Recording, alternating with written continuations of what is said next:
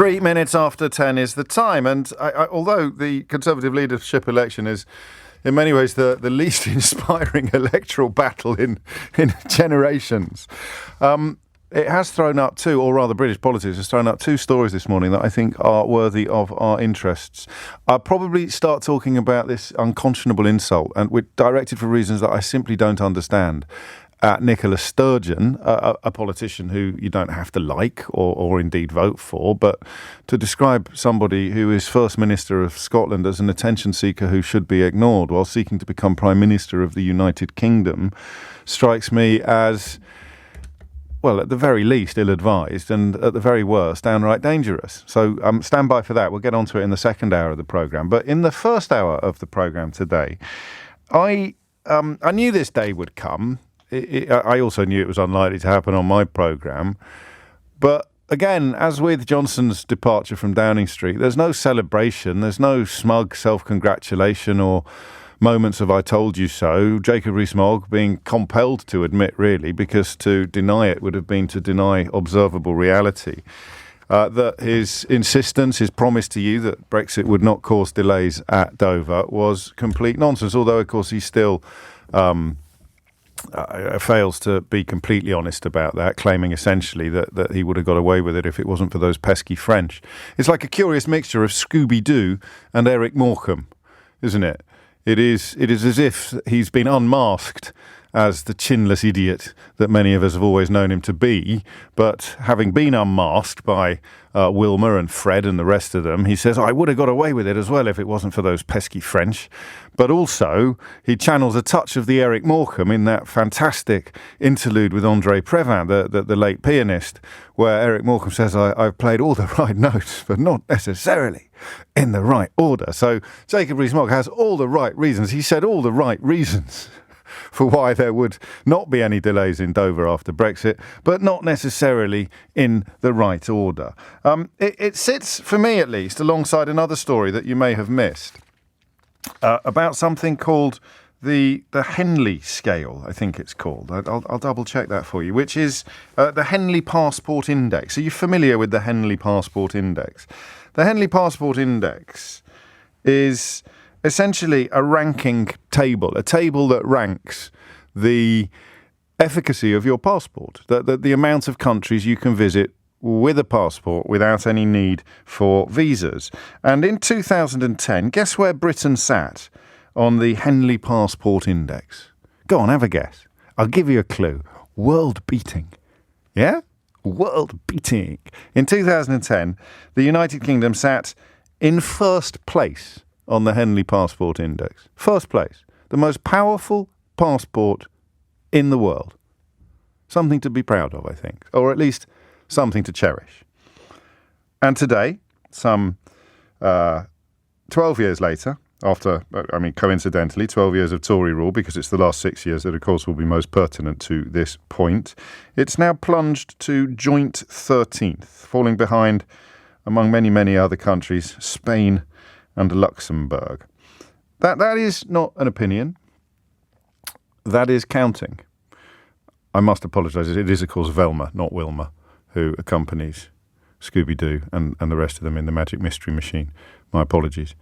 So you and I'll play you some clips of Rees-Mogg in a minute, talking to Nick Ferrari earlier, because I just think, given how much effort we put in on this programme to telling you that this would happen, that these people would eventually be forced to admit the error of their ways, I think we have to chronicle it. I'd rather not. I've got to be honest with you. What's the joy in this, I can't write another book. I had to be even writer. It's just pointless. It is... How can I put this in a way that doesn't sound sort of schadenfreudery? We live here. This is our country. Being proved right about Brexit is awful. You would much rather, if you are genuinely, in any sense of the word, patriotic, and by that I don't mean racist, which is, of course, how the word is often used almost always used these days by right-wing politicians and right-wing media. I simply mean I want the best for my country and my people. And when I think of country, I think of people. And I think of all people, all British people, not just the sort of elderly white ones or the ones with very pinkish complexions, like my good self. You can't celebrate it. You can't go, oh yeah, Rees-Mogg, got ya, because he's screwed up our country. That passport that you cherished so much and you cared so much about the colour when fish-faced Farage was waving it around. It's now plummeted down an international league table of passport power. It's plummeted. Nobody voted for that. I remember that little interregnum shortly after we started, I don't know what word to use to describe it, but when this little radio programme suddenly exploded in the immediate aftermath of that referendum vote, because it was the only place in the world where it seemed sometimes that you could actually get the truth and get reality and get absolutely copper-bottomed predictions about what was going to happen in places like Dover and Northern Ireland. But I remember constantly being told people know exactly what they voted for. And I would speak to you every day. I would speak to people. It made me, forgive me for using this despicable word, it made us famous. We would speak every day to people who were adamant that they knew exactly what they voted for, and then within 30 seconds of a simple and respectful conversation, it would turn out they had absolutely no bloody idea. Is anybody prepared to put their hand up and say, I deliberately and consciously voted to make my passport less powerful? Do you remember when I told you that the most important thing about a passport was the number of countries into which it allowed you to travel without visas? Not the bloody colour of the bloody cover. I won't use the B word again. Not that one. I use the other one. And you sit here today, and I did wonder, I knew it wouldn't happen with Northern Ireland because the stakes are so high. I never for a moment thought that when the Good Friday Agreement smashed headlong into Theresa May's red lines, there'd be any sense of satisfaction. When Boris Johnson's promise that there would be no border in the Irish Sea necessarily and inevitably blew up in his face, I knew there'd be no pleasure in that because the stakes are so high. But I did wonder occasionally when, for example, Jacob Rees-Mogg got a crash course in what actually happens in Dover, whether there would be any small sense of Schadenfreude. That's a German word, by the way, which I'm pretty sure means taking pleasure in the misfortunes of others. I did wonder whether we'd allow ourselves a little sort of, there you go. But I'm just angrier.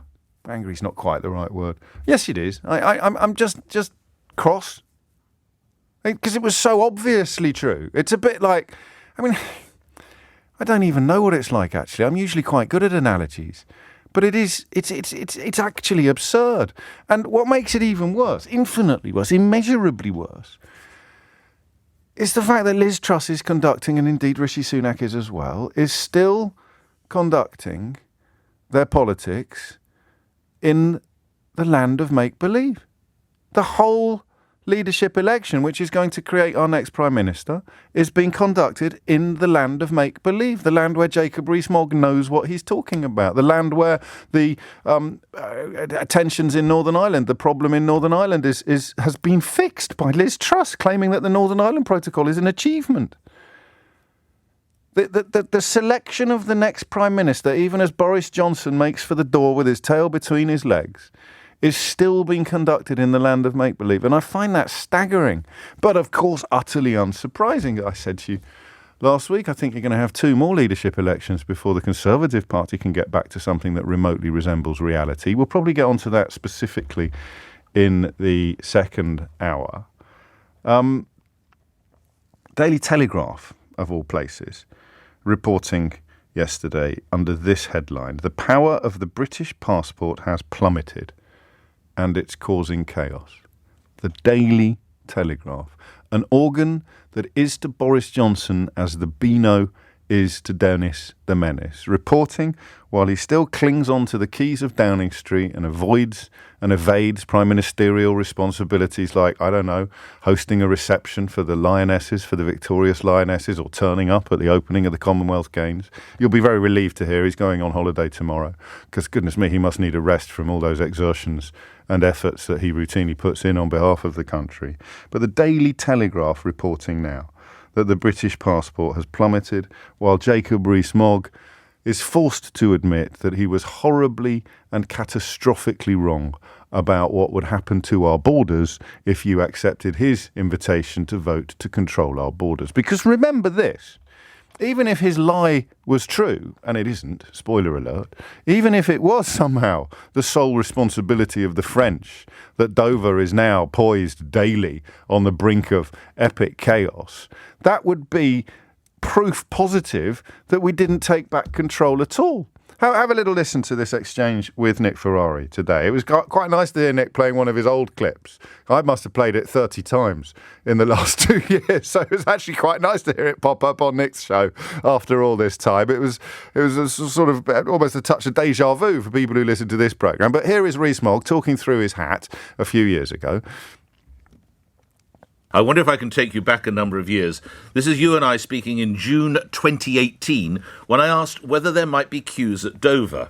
There'll be no need for checks at Dover, but it will be an ability to ensure that the roads keep running around Dover, even if there are delays at Calais. The delays will not be at Dover, they will be at Calais. The delays will not be at Dover. You'll be aware 2 weeks ago it was actually declared a critical incident. Some people spent 12 hours in their cars, lorry drivers passed out, and children defecated in the lay-by. A response to what you said some years ago, Mr. Rees-Mogg. Well, the response is that the delays are caused by the French.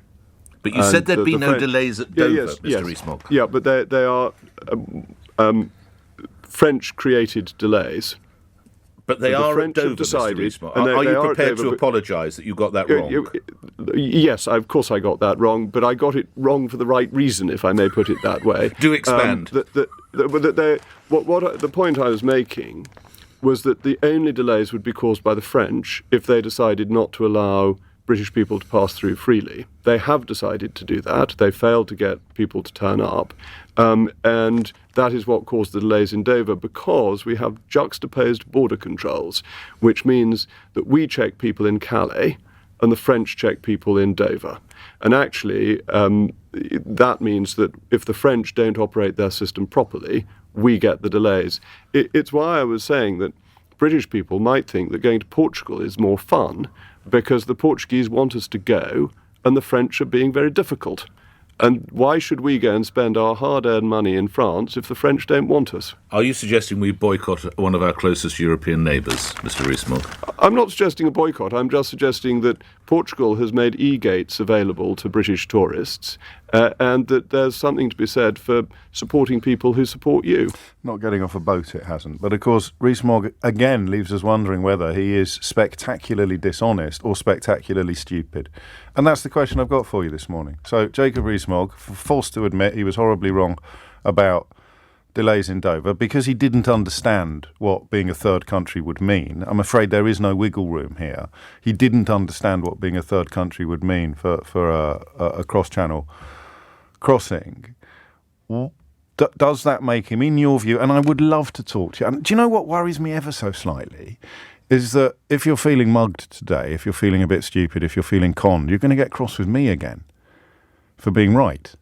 Now, you voted because you believed people like Jacob Rees-Mogg, and you know, Nick was also supportive of Brexit as well. It's important to remember how many voices were in that camp telling you that it would be a good idea that you should vote to leave the European Union. Well, the ridiculously inadequate Remain campaign was warning you about, for example, delays in Dover.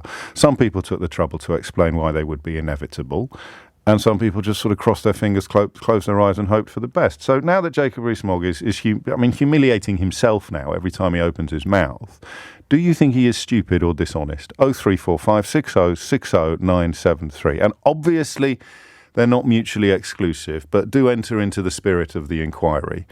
They don't just all ring in and say both.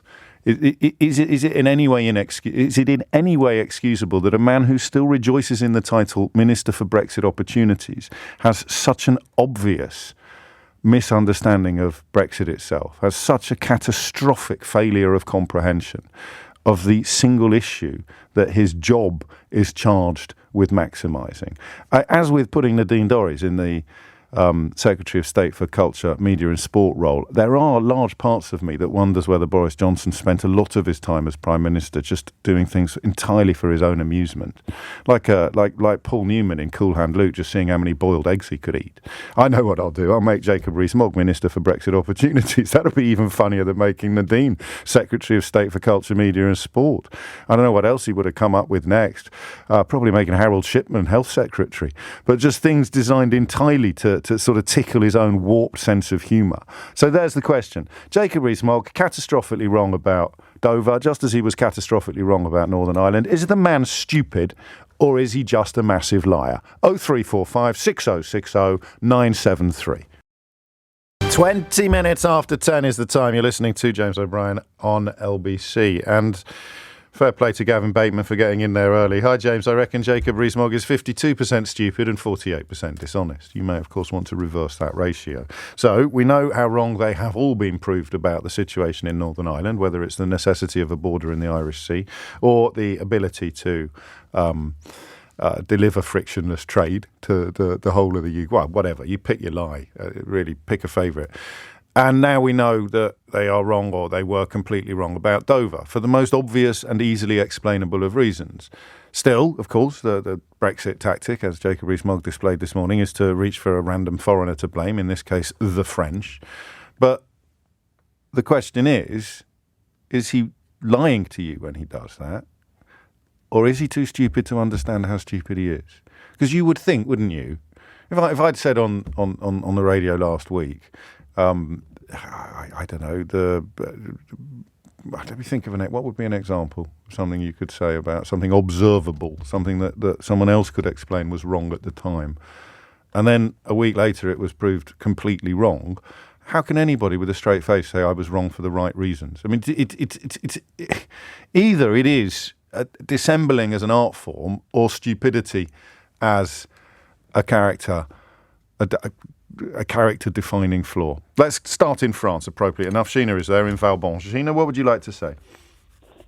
Good morning, James. Hello. Just that he's being totally dishonest again. The border force in Dover requested more lanes for the French authorities to control passports years and years ago. I can't remember which date it was. I'm sure you're more up to date than that.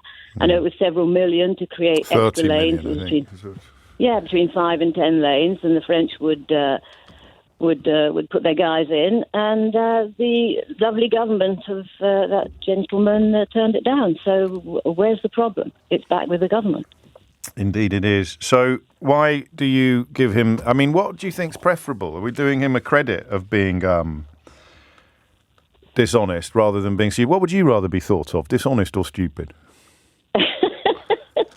Well, he certainly qualifies for both in my eyes. But what would you... genuine question. I'll answer it myself, shortly, when I've given it some thought. Would you rather people thought you were dishonest or thought you were stupid? What would you personally prefer? Probably stupid, because you can rectify that if you improve your actions of your brain. Dishonesty, I think, lies in the heart of someone, as we've seen with your Prime Minister, who's on the exit bus at the moment. And I think it's intolerable. I just don't see it. And I'm so fed up of hearing the remarks about blaming the French for absolutely everything when the British government didn't act on solutions. But even if it were true, it would mean that we've done the opposite of taking back control. So it's such an odd lie to try, isn't it? It's such a strange deception to perpetrate, because if what you're really saying is, well, actually, by voting to take back control, we've handed control of the entire county of Kent to 6 French passport workers, 6 French gendarmes.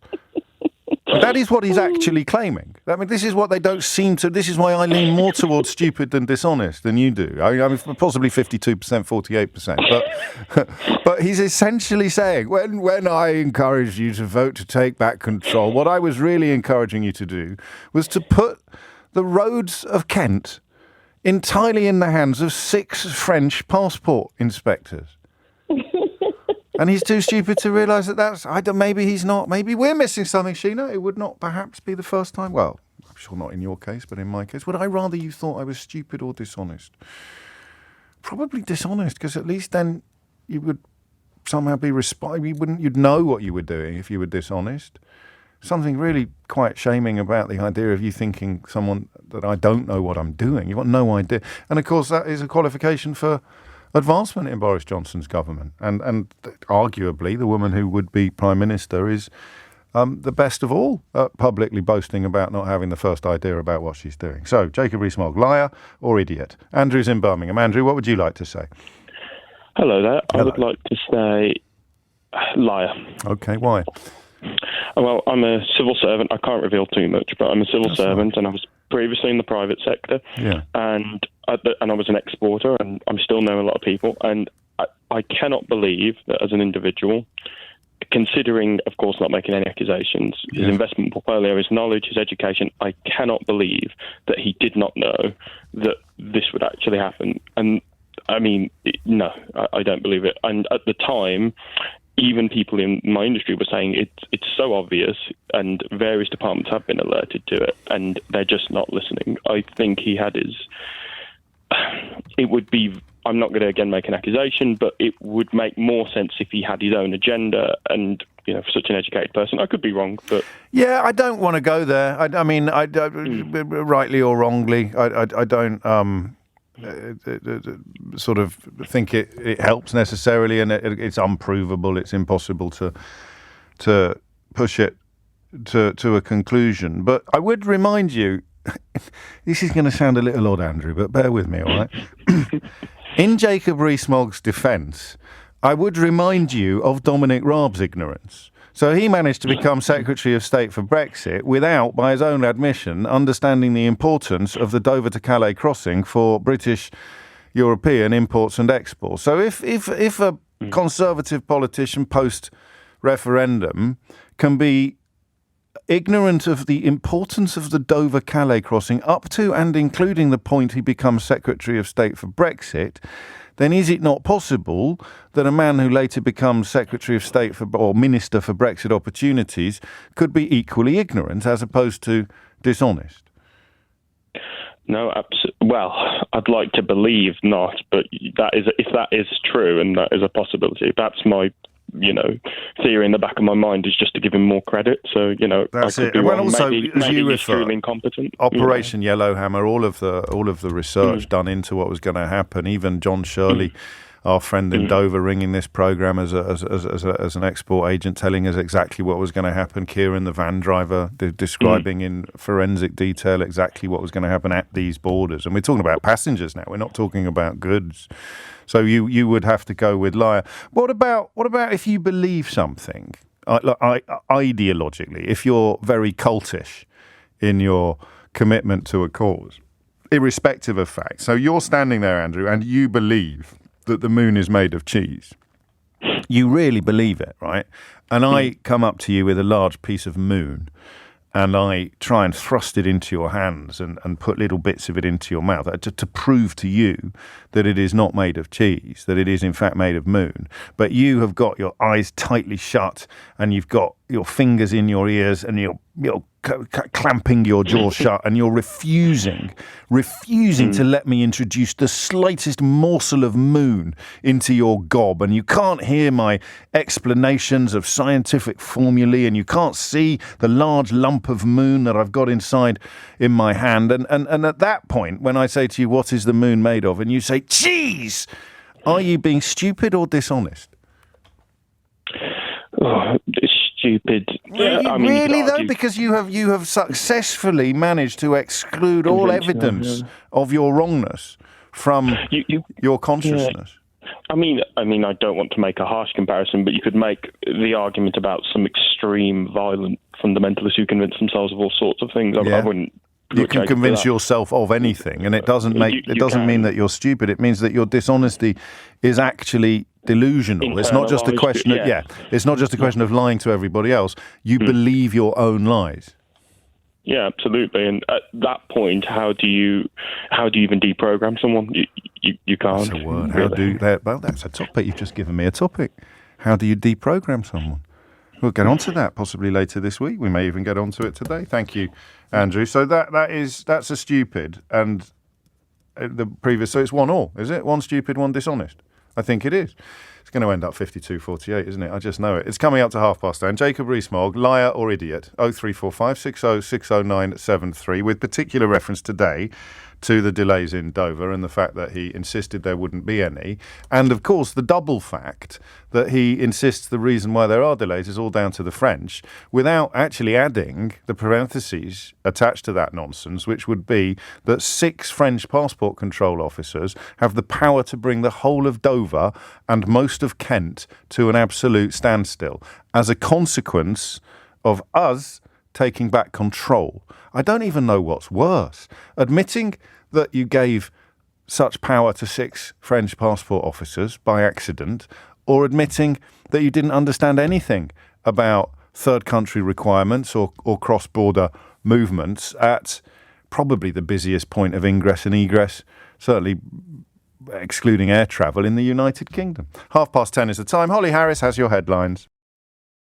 10:33 is the time. I think that the temptation to stop explaining things and just continue castigating those who refuse to understand or accept my explanations previously must be resisted. I don't think it does any of us any favours, and I'm gratified that some people who still cling to the coattails of Jacob Rees-Mogg's collapsing confidence are listening to the programme. I'm not sure I would be able to cope with so much evidence of being so wrong about so much being presented to me on such a regular basis.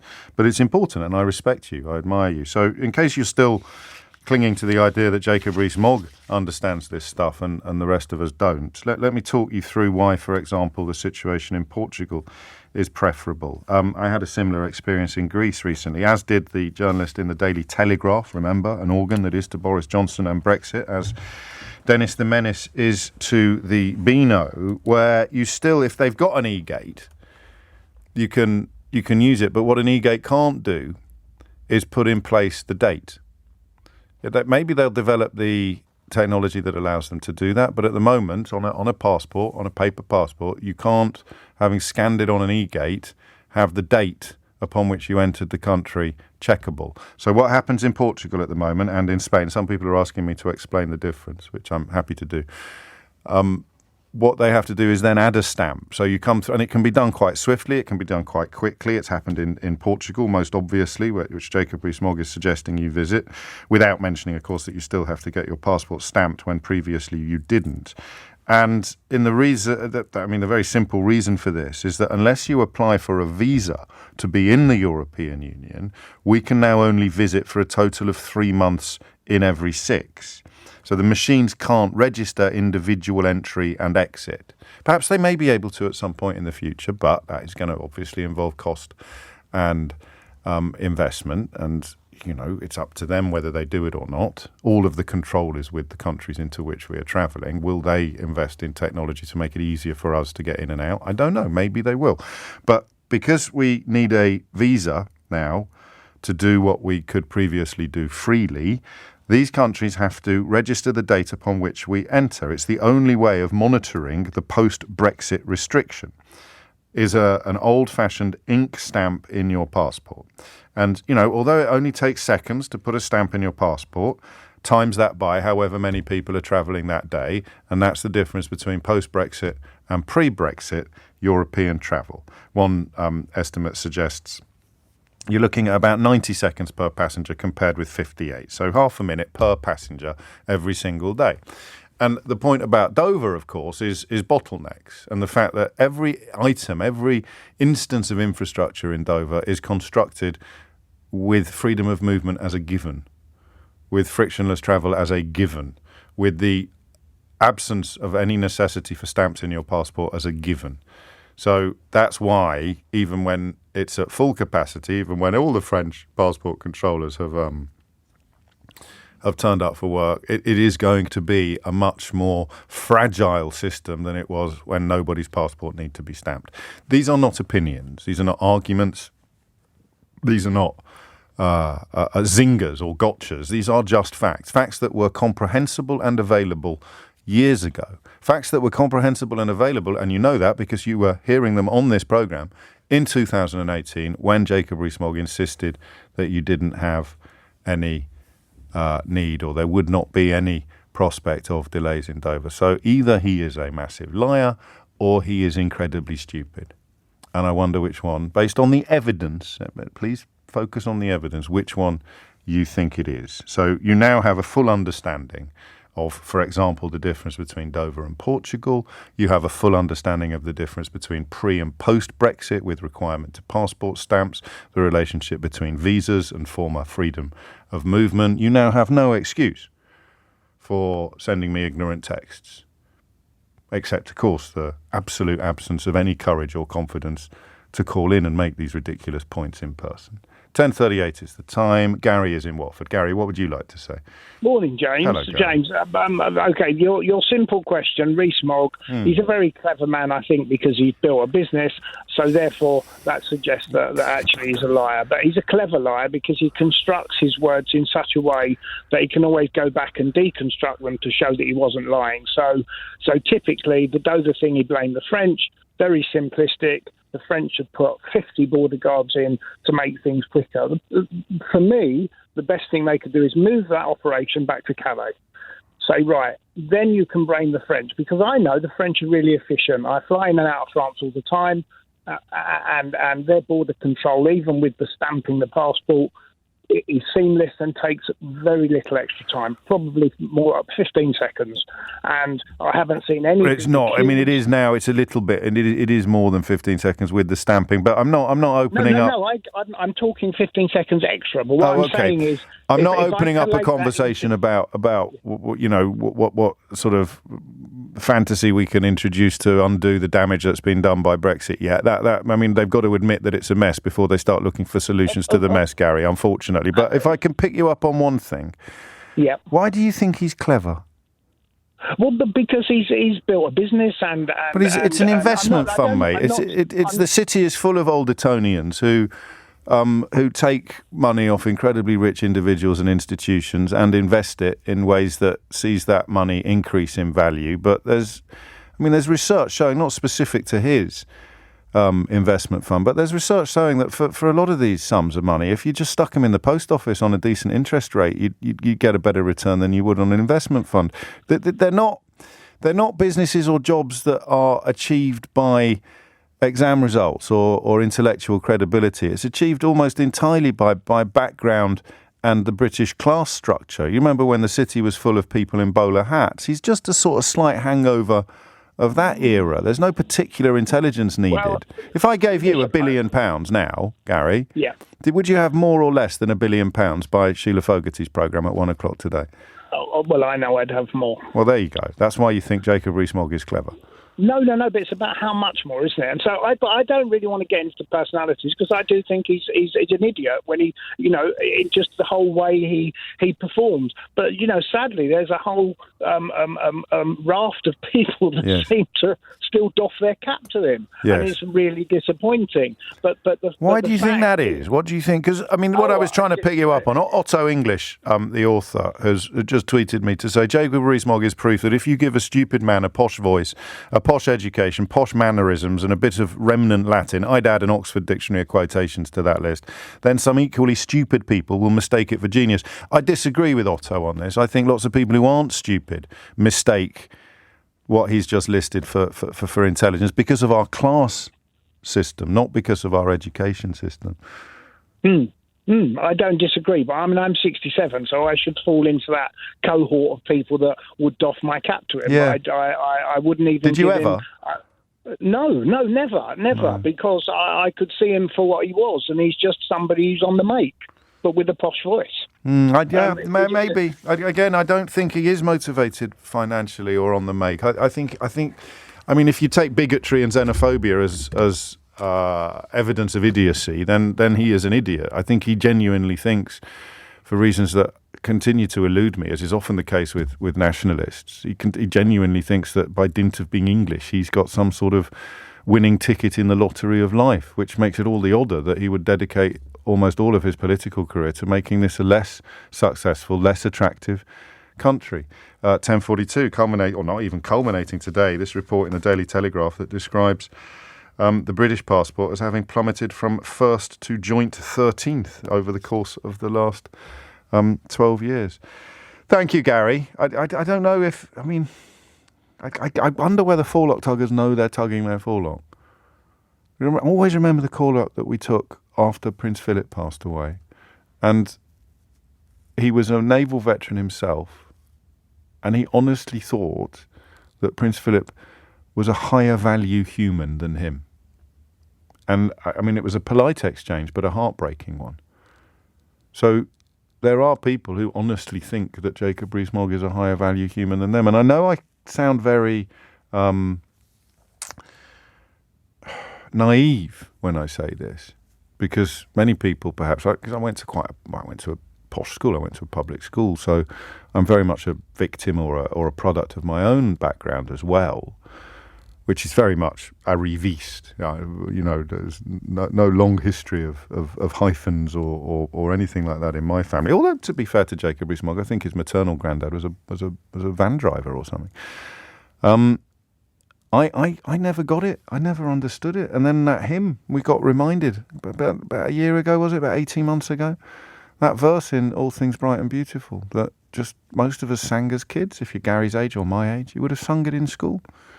The rich man in his castle, the poor man at his gate, God made them high and lowly and ordered their estate. We are taught from the cradle in this country that some people who have inherited privilege and wealth are higher value humans than the rest of us. And that possibly is the third dimension to this conversation. So Jacob Rees-Mogg, obviously stupid, obviously dishonest. It's 52% one, 48% of the other. Question, how does he get away with it? Answer, because people genuinely believe he's a higher value human than them. So even when they are presented with evidence of his dishonesty and his stupidity, they think they must be making a mistake, which leads us inexorably to the fairy tale that we have deployed more than any other in the descriptions of Brexit, the Emperor's new clothes. How come everybody in the crowd insisted that the Emperor was wearing beautiful clothes? Answer, because they thought they were inferior. They were told that if they couldn't see the Emperor's new clothes, it was because they were inferior. So if you are still clinging to the idea that the Minister for Brexit Opportunities is anything other than a dissembling fool, a Victorian Undertaker cosplay, then it's because you have been persuaded that you're inferior. So all of the evidence you can see of his idiocy and his dishonesty and his absurdity, it must be your fault. It must be you that's making a mistake, because he is your natural superior. He is an innately superior human, and that's what class systems are designed to do, whether it's the Hindu caste system or the English class system. It's designed to perpetuate inequality and privilege by making people on the wrong end of the unfairness think that somehow that's exactly where they deserve to be. And I'm here to help. And just when you thought things had got about as bad as they were going to get, up pops some evidence that they're likely to get worse. And remember, if you've been listening to this programme since 2016, nothing that has happened in Dover or Northern Ireland or indeed anywhere else in Brexit Britain will have taken you by surprise, because we explained and predicted it all.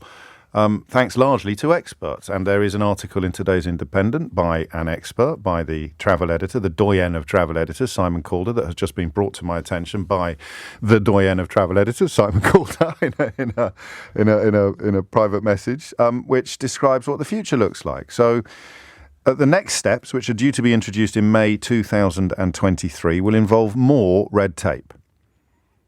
The good news is that passport stamping will end. The bad news is that every traveller must be fingerprinted and provide a facial biometric. So the European Union is going to introduce an entry-exit system, EES, is a phrase you'll hear more in a year or two time, that will record the movements of all non-EU visitors. That's us, that is. At the same time, prospective UK visitors to the Schengen area will have to apply online for permission to enter. That's the 27 remaining members of the European Union, not including Bulgaria, Croatia, Cyprus, Ireland or Romania, but including non-members Iceland, Norway, Switzerland and Liechtenstein. So this will be an automated IT system that registers travellers from third countries. That's us now, that is.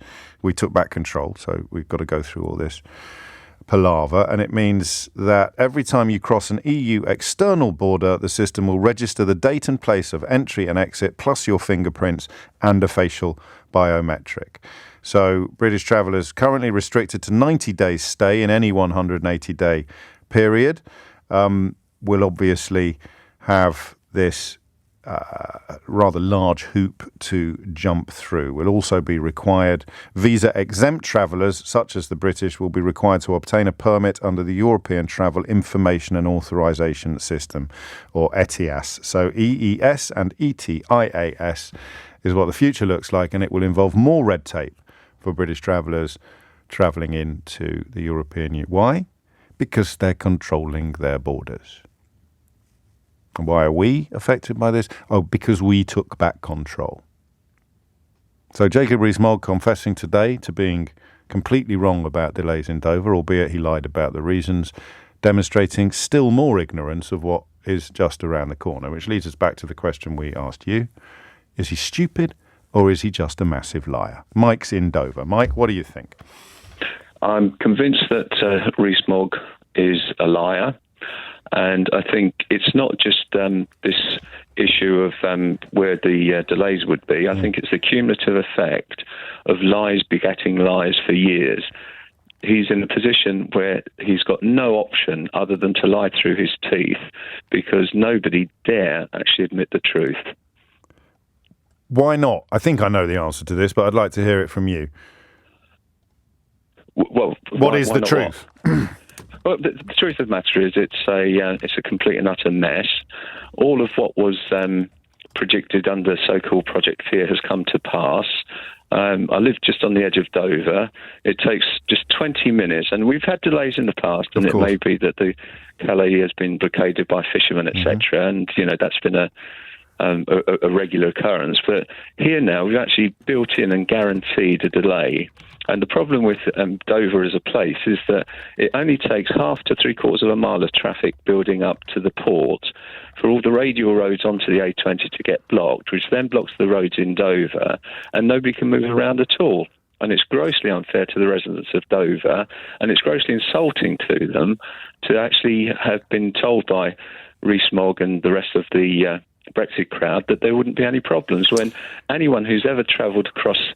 But that's clearly not true, that last bit, the bit that I've just interrupted you before you finished, because Kent in general and Dover in particular voted quite strongly in favour of Brexit. So I presume you're about to say this was obvious to anyone who'd ever travelled across Dover or Kent, but obviously it wasn't. So what happened, do you think, to your fellow county men and women? They believed the dream. They thought they were getting some sort of super country back, sort of medieval superpower, harking back to the olden days. They sold a dream that wasn't based in fact. And I think anyone who analysed and thought about it would see it. But, I still talk to people every day who still believe that Brexit is this golden vision, but it's going to remain over the horizon for the foreseeable future and beyond.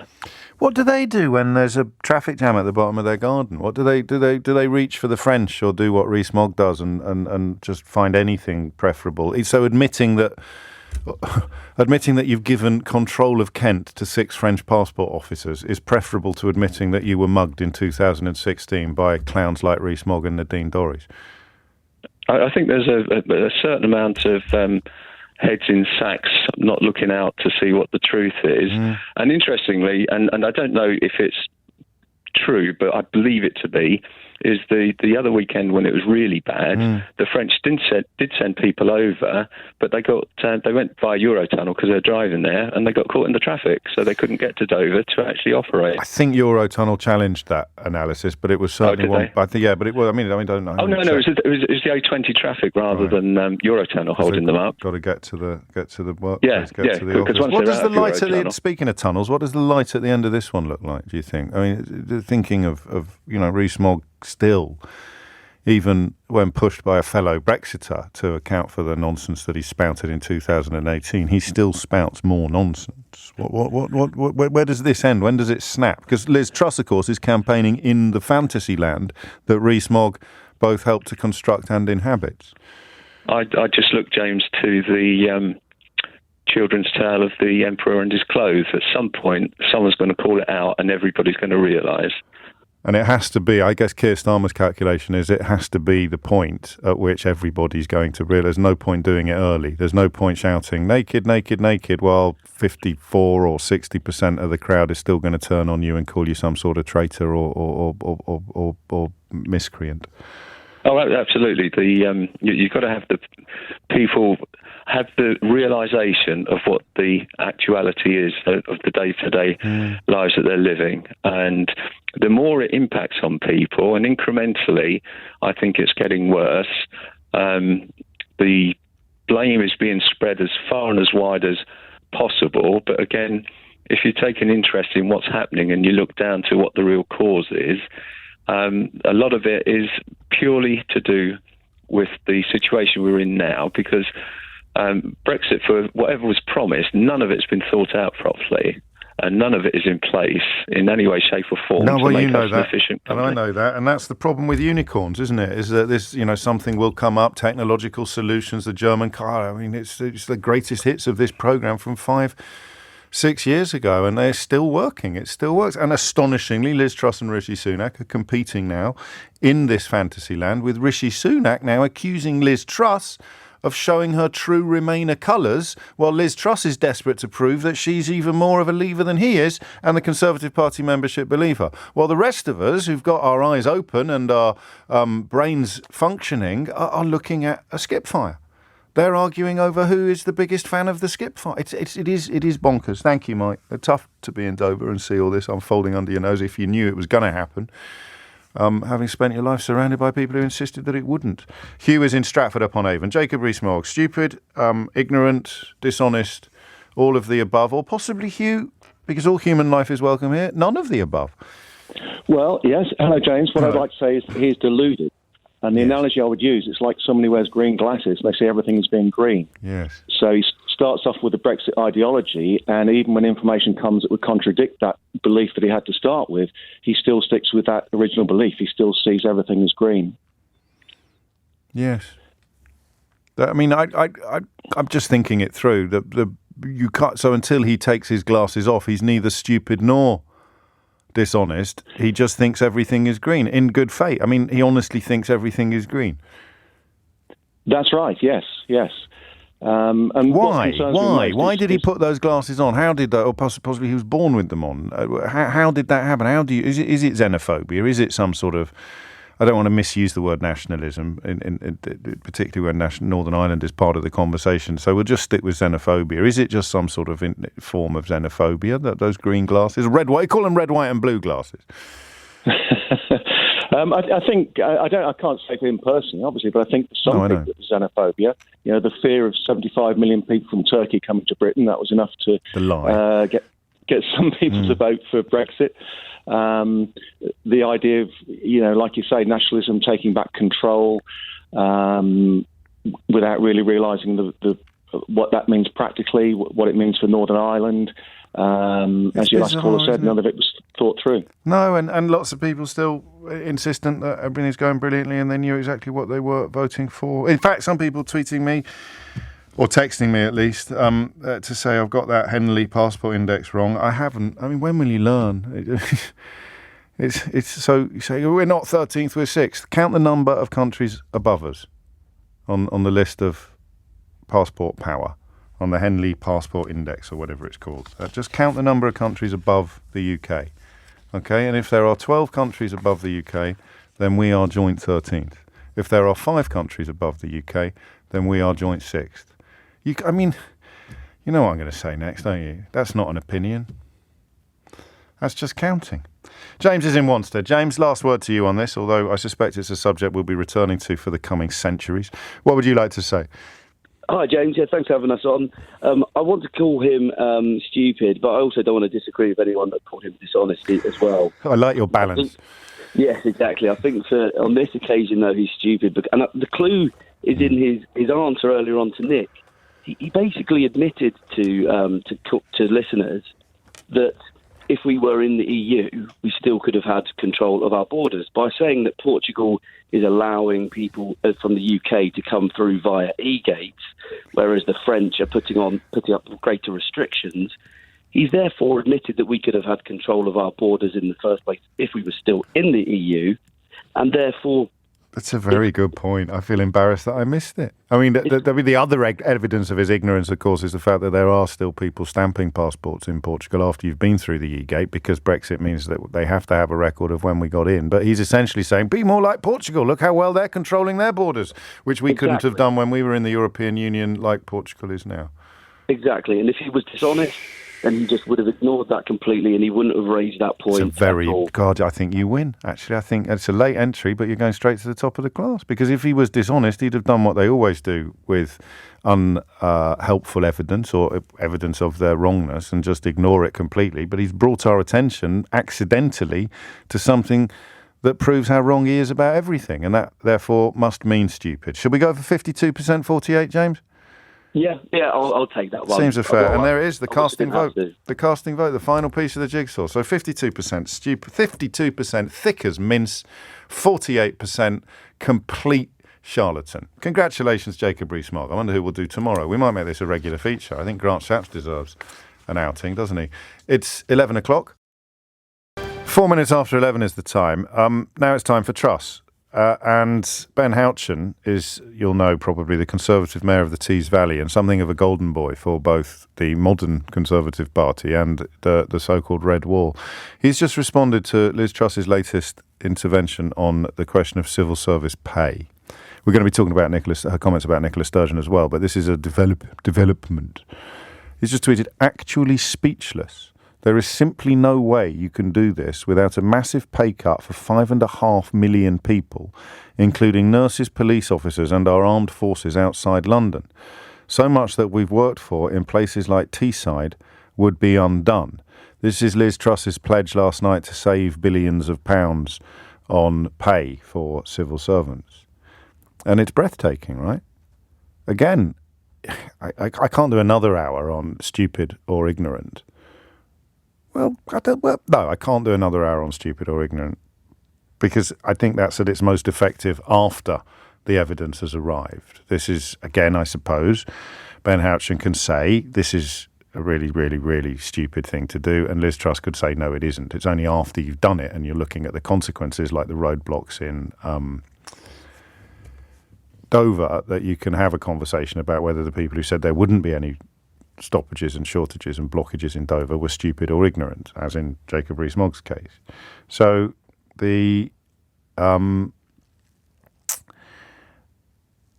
question this morning that I was going to ask you before I saw this intervention, and a question which I think becomes even more pertinent now, is this one. 6 minutes after 11 is the time. Who is she appealing to? Most obviously, with her obnoxious comments about Nicola Sturgeon last night. Nicola Sturgeon is the First Minister of Scotland. I didn't do any calculations before I suggested earlier that she might be the most electorally successful politician in the United Kingdom at the moment. I don't know. I guess Sadiq Khan's probably got a claim to that crown as well. But what I mean, you could say negative thing. Well, listen to what she said about Nicola Sturgeon, the First Minister of Scotland. And if you have a particular interest in Scottish politics, then alert the neighbours, will you? Because we're going in. But we're also going in on these civil servant comments as well, because the calculation is clearly that the base, as in the Conservative membership, are going to lap up these sort of comments and these sort of claims. And that's what I want your help in understanding. But here she is talking. Here is Liz Truss, who is the front runner to be our next Prime Minister, talking about that, as in the Prime Minister of the United Kingdom, talking about the First Minister of Scotland. I think the best thing to do with Nicola Sturgeon is ignore her. I think look, I'm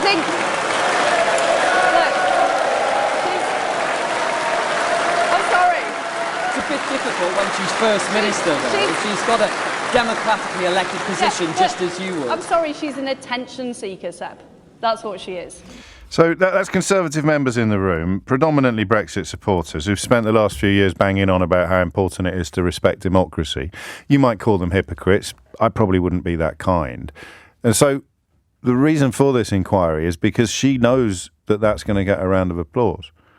This is the skill set that she's bringing to the table. Is that just xenophobia, or is that unkind? Is it now, as is always the case with bigotries, a narrowing of the target? So it used to be foreigners in general, or just the brown ones, and then it includes the white ones if they're in Europe, or Poland, and then France even, and now Scotland for this sort of... I need a better word. What's a better word than English nationalist? I don't know. I find that gross. I find the comments gross. And I am far from a passionate advocate of Scottish independence, but I find the comments gross and I find the reaction despicable. And that's the question, really. What is she appealing to with those comments? How did Liz Truss know that being pathetic and obnoxious about Nicola Sturgeon would get a big cheer and a round of applause from an audience that consists entirely of Conservative Party members, the tiny, tiny, tiny cohort of people who get to choose our next Prime Minister? What is she appealing to? So we've got the obvious Brexit-related observation that they are still campaigning in fantasy land. It's odd, isn't it, that on a day like today, when Rees-Mogg is forced to essentially clean up his own mess regarding Dover, they're still campaigning in fantasy land on Brexit. So that's part of it. But why would insulting Nicola Sturgeon in such a childish and obnoxious fashion be something that Liz Truss correctly thinks will go down well with her base? And of course, if you're Scottish, whether you are in favour of independence or against it, how do you feel about hearing the most likely next Prime Minister of the United Kingdom suggesting that your First Minister should be ignored? I think, and I'm not Scottish, so you are more than welcome to correct me on this, I think she's telling Scotland to sod off. 0345 6060 973. Hit the numbers now. You will get through. The democratically elected First Minister of Scotland should be ignored. What does that say about devolution? What does it say about democracy? What does it say about elections? And what is it that Liz Truss is appealing to? Is it a sort of slavish devotion to the union, or just a devotion to the union? I don't think it is. I don't think the average English Tory is particularly committed to the union. Maybe I'm wrong, but she knows that she's going to get a round of applause for that. I'll play it to you again because I think it's a new low in Anglo-Scottish relations. The woman who would be Prime Minister of the United Kingdom insisting that the Scottish First Minister should be ignored, and then just throwing in a ridiculously hypocritical insult that she's an attention seeker. This is a woman who's been photographed dressing up as Margaret Thatcher. She's been photographed on a tank, wearing a dress that looked like it had been pinched from Thatcher's wardrobe for one of the debates, telling unconscionable fibs about trade deals in order to curry favour with the membership. If being accused of attention seeking by Liz Truss is like being accused of being stupid and dishonest by Jacob Rees-Mogg. So what's she up to? 0345 6060 973. I'll play the clip again, then we'll start on your calls. I think the best thing to do with Nicola Sturgeon is ignore her. I think she's...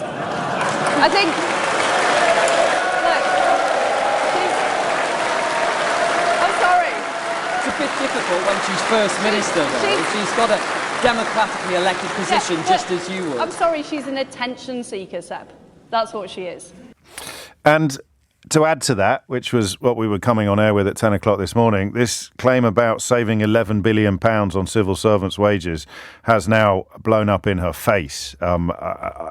Because in order to save that sort of money, you would, as Ben Houchen, the Conservative mayor of Teesside, has pointed out, you'd be inflicting pay cuts on countless soldiers, nurses, teachers outside London. This is a really, really stupid policy pronouncement.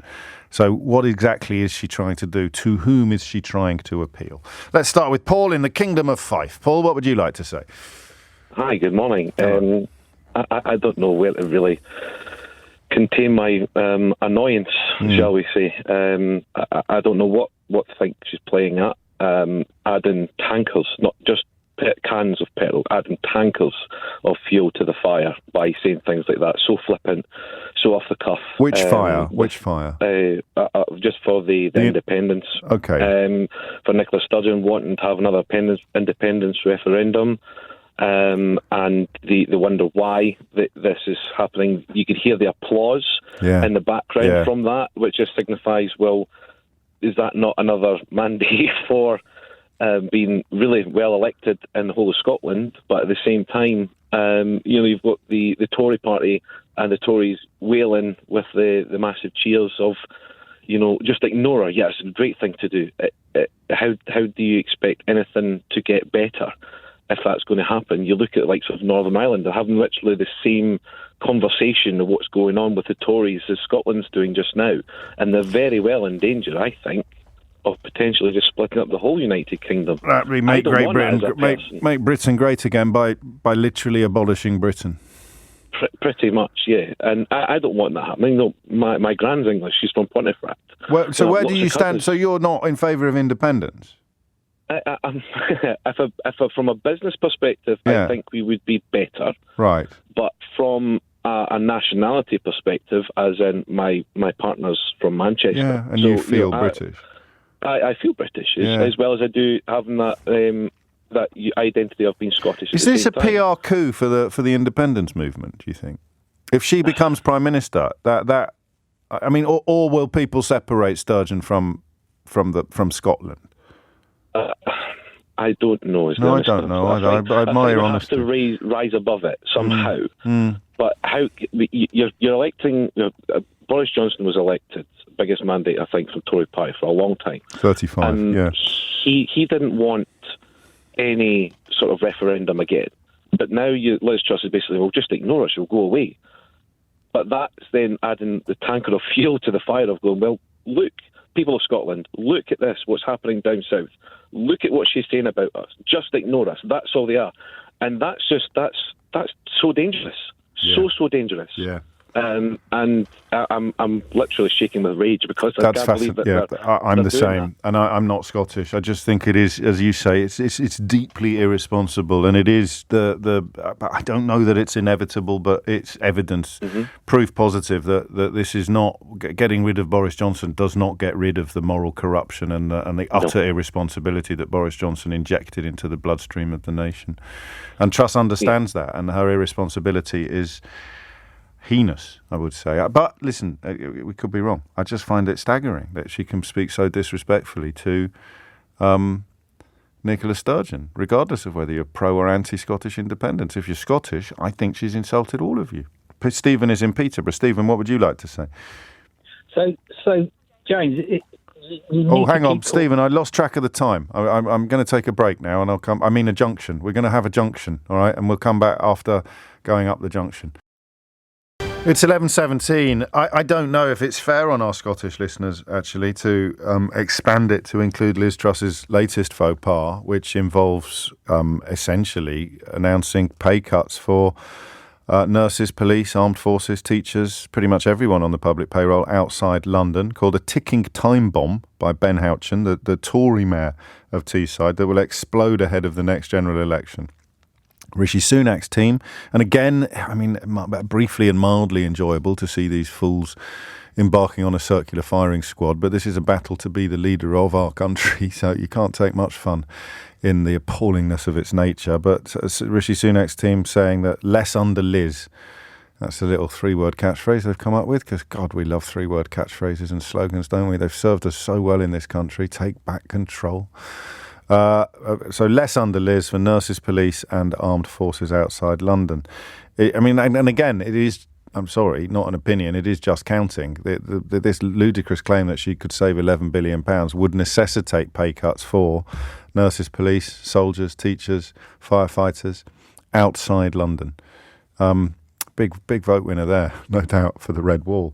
19 after 11. So who is she trying to appeal to? Most obviously with that pathetic insult directed at Nicola Sturgeon, but also perhaps, if you fancy it, and we may not, this claim that she can save £11 billion, or this policy announcement that would involve pay cuts for soldiers, nurses, police. We probably don't need to look at that, but I am fascinated by the algorithm of the voter she is appealing to. The voter, and there are a lot of them, who both enjoys and applauds insults directed at Nicola Sturgeon and loves the idea of pay cuts for teachers, soldiers and police officers outside the southeast. Stephen's in Peterborough. Where were we? James, I think the big thing to remember is she only has to look at the 200,000 Conservative members. It's not that many, but never mind. Go on. That's all she has to look at, and they will nearly all be Brexit. They will all be Thatcherites.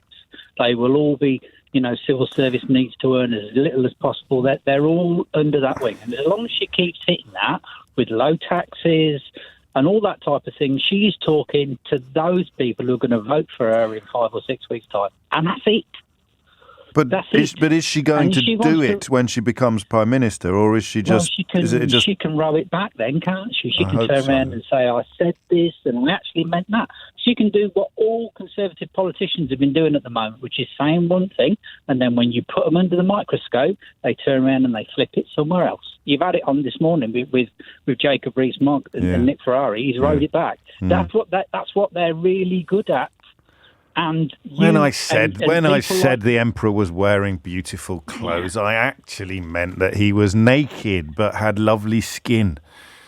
Yeah, and that's it, and that's all they've done. If you look at Boris Johnson, that's what they've done. They've said. Well, listen, I'm not stupid, and that analysis is straightforward, but it's possibly a little bit too simplistic because, well, I mean, even if you're right, these people who think that they want fewer civil servants probably don't want pay cuts for police officers, soldiers and nurses, do they? Yeah, but she hasn't said that. She'll come back and say, I haven't said where the £11 billion is coming from. But the Conservative mayor of Teesside has come out and said this is a ticking time bomb. This is the thing. Unless you nail the individual down, they will obfuscate to somewhere else. And here is the shadow of Brexit, which has that the class of Conservative that you describe, essentially, whether they're doing it consciously or not, looking at their supporters and thinking, well, if they'll fall for that, they'll fall for anything. So let's flog them this next. Yeah, and she can turn around and say, I never actually said that. Why does the Sturgeon insult land so well? Because anybody that attacks Conservative England, and that's what you're talking about today, Conservative England, right?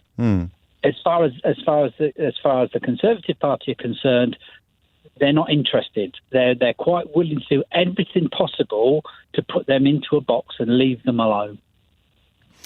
You could be right. 22 minutes after 11. So they see the front of The Independent today. Liz Truss last night revealed plans to cut pay for public sector workers, including teachers and nurses, outside the South East in a bid to save £11 billion. Conservatives queuing up to condemn this. So forget what anybody else is saying. I mean, she might just have dropped a massive clanger. Anybody that mentions the name of Patrick Minford in the context of economic advice is on a absolute hiding to nothing in the real world. But of course, this campaign is still being conducted in the post-Brexit land of make-believe. Liam is in Glasgow. Back to the Scottish question. What's she up to, Liam? What's she playing at? Hi, James. I think it's quite ironic that she's calling Nicola Sturgeon an attention seeker. She's clearly doing the same here. She's engaged in a popularity contest, and I feel she's just appealing to the lowest common denominator. But to answer your question, I think she's appealing to the diehard Conservatives here who perhaps feel that their party is superior to all others, Yeah. And I think any other diehard... As in the born to rule contingency, as it were. Yeah. And back to Rees-Mogg territory, aren't we? Yeah, to try and stay objective here, I think it would be the same with any diehard member of any party, but the difference being that the Tories genuinely have a bit of a superiority complex because they've been in power for the past 12 years. And even when they're not in power, they have it. So... it's the confidence that she'd get a round of applause that surprised me. I mean, I don't... The average English Tory having such a strongly negative view about Nicola Sturgeon. Am I sounding like an idiot when I say that surprised me slightly? Well, possibly, yes, because I don't really think that... I think if you were to go speak to anybody in England, they probably wouldn't have the same view. And I think people will be quite level-headed about it, and that's why I think it's really just she's trying to appeal to the diehard, which is we must preserve the union and throw out anything that's on the contrary to that. I think that's what's happening here. You could be right. And what does it do for Anglo-Scottish relations? What does the prospect of a Prime Minister of the United Kingdom telling the First Minister of Scotland to sod off? What? I mean, it depends what side of the fence you're on up here. Does it? Honest, some people would like that, would they? The pro-union people would quite like this, even in Scotland. Oh, yeah. You'll have that. You'll see it on social media. It's funny because if Vladimir Putin insulted Boris Johnson, I would feel that. Yeah. And yet, if Liz Truss insults Nicola Sturgeon, unionists won't feel that. It's a fascinating comparison, isn't it? Because it speaks to the nature of the whole debate. The difference between being British, Scottish, English, or a combination of all three, or two of the above. And that's really interesting. Well, I need a unionist to tell me they love it. It's great. Nicola's had it coming. 11:25 is the time. Thank you, Liam. Anne is also in Glasgow. Anne, what's going on here? Well, I take a slightly different view from that. I'm a unionist. I'm Scottish. I live in Scotland. But I am a unionist, and I think it's absolutely crazy for Liz Truss to be speaking like that. I think I would as well if I was a Scottish unionist. I'd feel offended on not necessarily on her behalf, but on my own behalf as someone Scottish, actually. Well, I think that, and I think it's really foolish if she has any unionist thoughts, and I mean that Liz Truss. It's not a wise thing to do. Nicola Sturgeon, I don't like her, but she is a very wily politician. I think underestimate her at your peril, and it's just disrespectful and I think really foolish to be. Were you surprised by the reaction from the crowd? Were you surprised by because she calculated intervention and got the cheer that she calculated it would get? Yeah, I probably was surprised at how enthusiastic the reception was. I mean, personally, I do think maybe a lot of English people are fed up with the Scots whinging on about independence. Well, you would say that, wouldn't you? Maybe some people think, let them get on with it. But that's absolutely not how I feel. And I think to underestimate that and seem so disrespectful to the politician who has been elected so strongly, but also all these other Scottish people. I want to vote somebody in who has respect for the union and. Well, she's made that less likely, and in fact, I think we need to look at this from both sides, don't we? Because Paul, who's in Aberdeenshire, has just suggested that she's absolutely trying to keep Scotland voting SNP. Labour can't win a general election without Scotland, and so she's deliberately stoking up support for the SNP by insulting the leader. Yeah. And I mean, I would vote. I'm not a Labour voter, but I would vote for Labour to keep Nicola Sturgeon and her independence referendum out. But I think it's a crazy attitude for Liz Truss to be taking if she has got any interest in keeping the union together.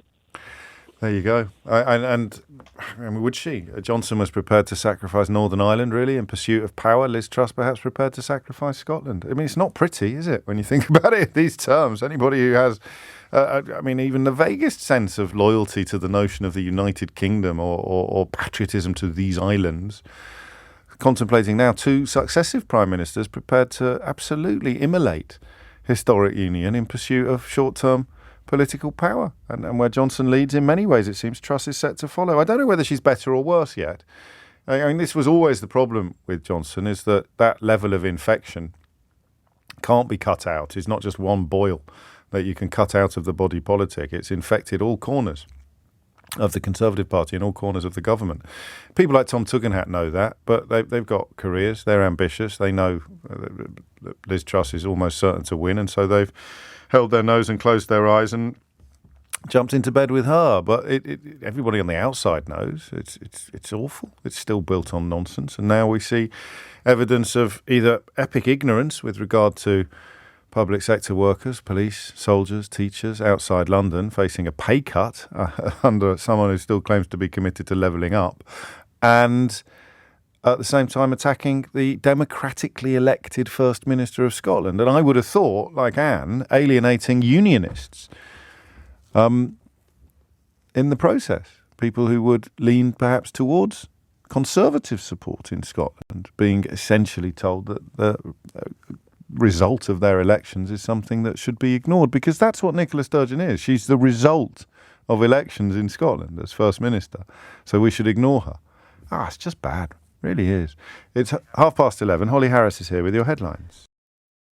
It's 33 minutes after 11 and you're listening to James O'Brien on LBC. Sometimes you have to triple check stuff, don't you? I suppose, really, if you're live on the radio, you should triple check everything. And I don't feel this duty as keenly as I do the Brexit related stuff, because I don't think it is.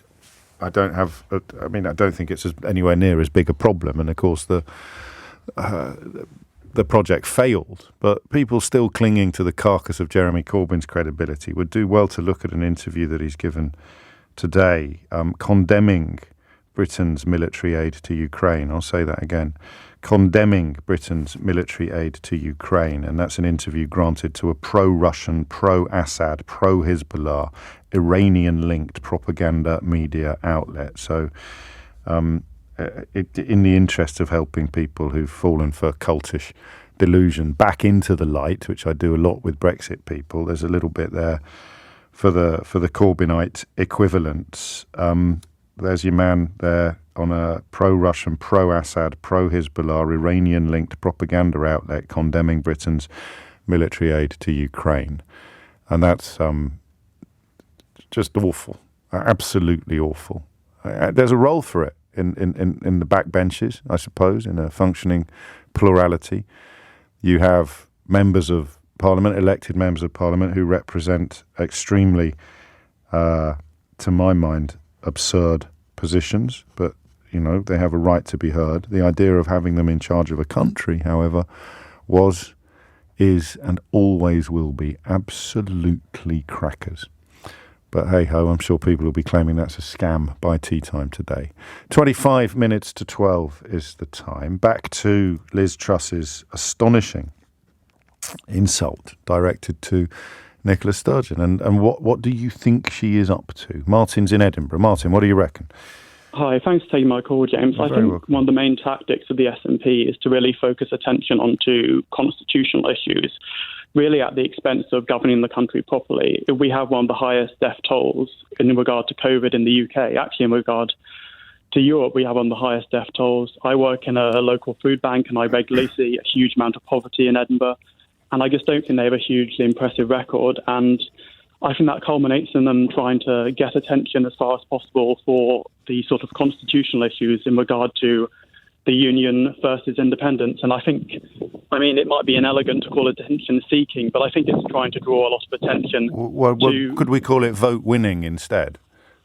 Yeah, I know SNP voters. Because what you say when you say that you should ignore Nicola Sturgeon is that you should ignore not just the people who voted for her, but the fact that she keeps winning majorities.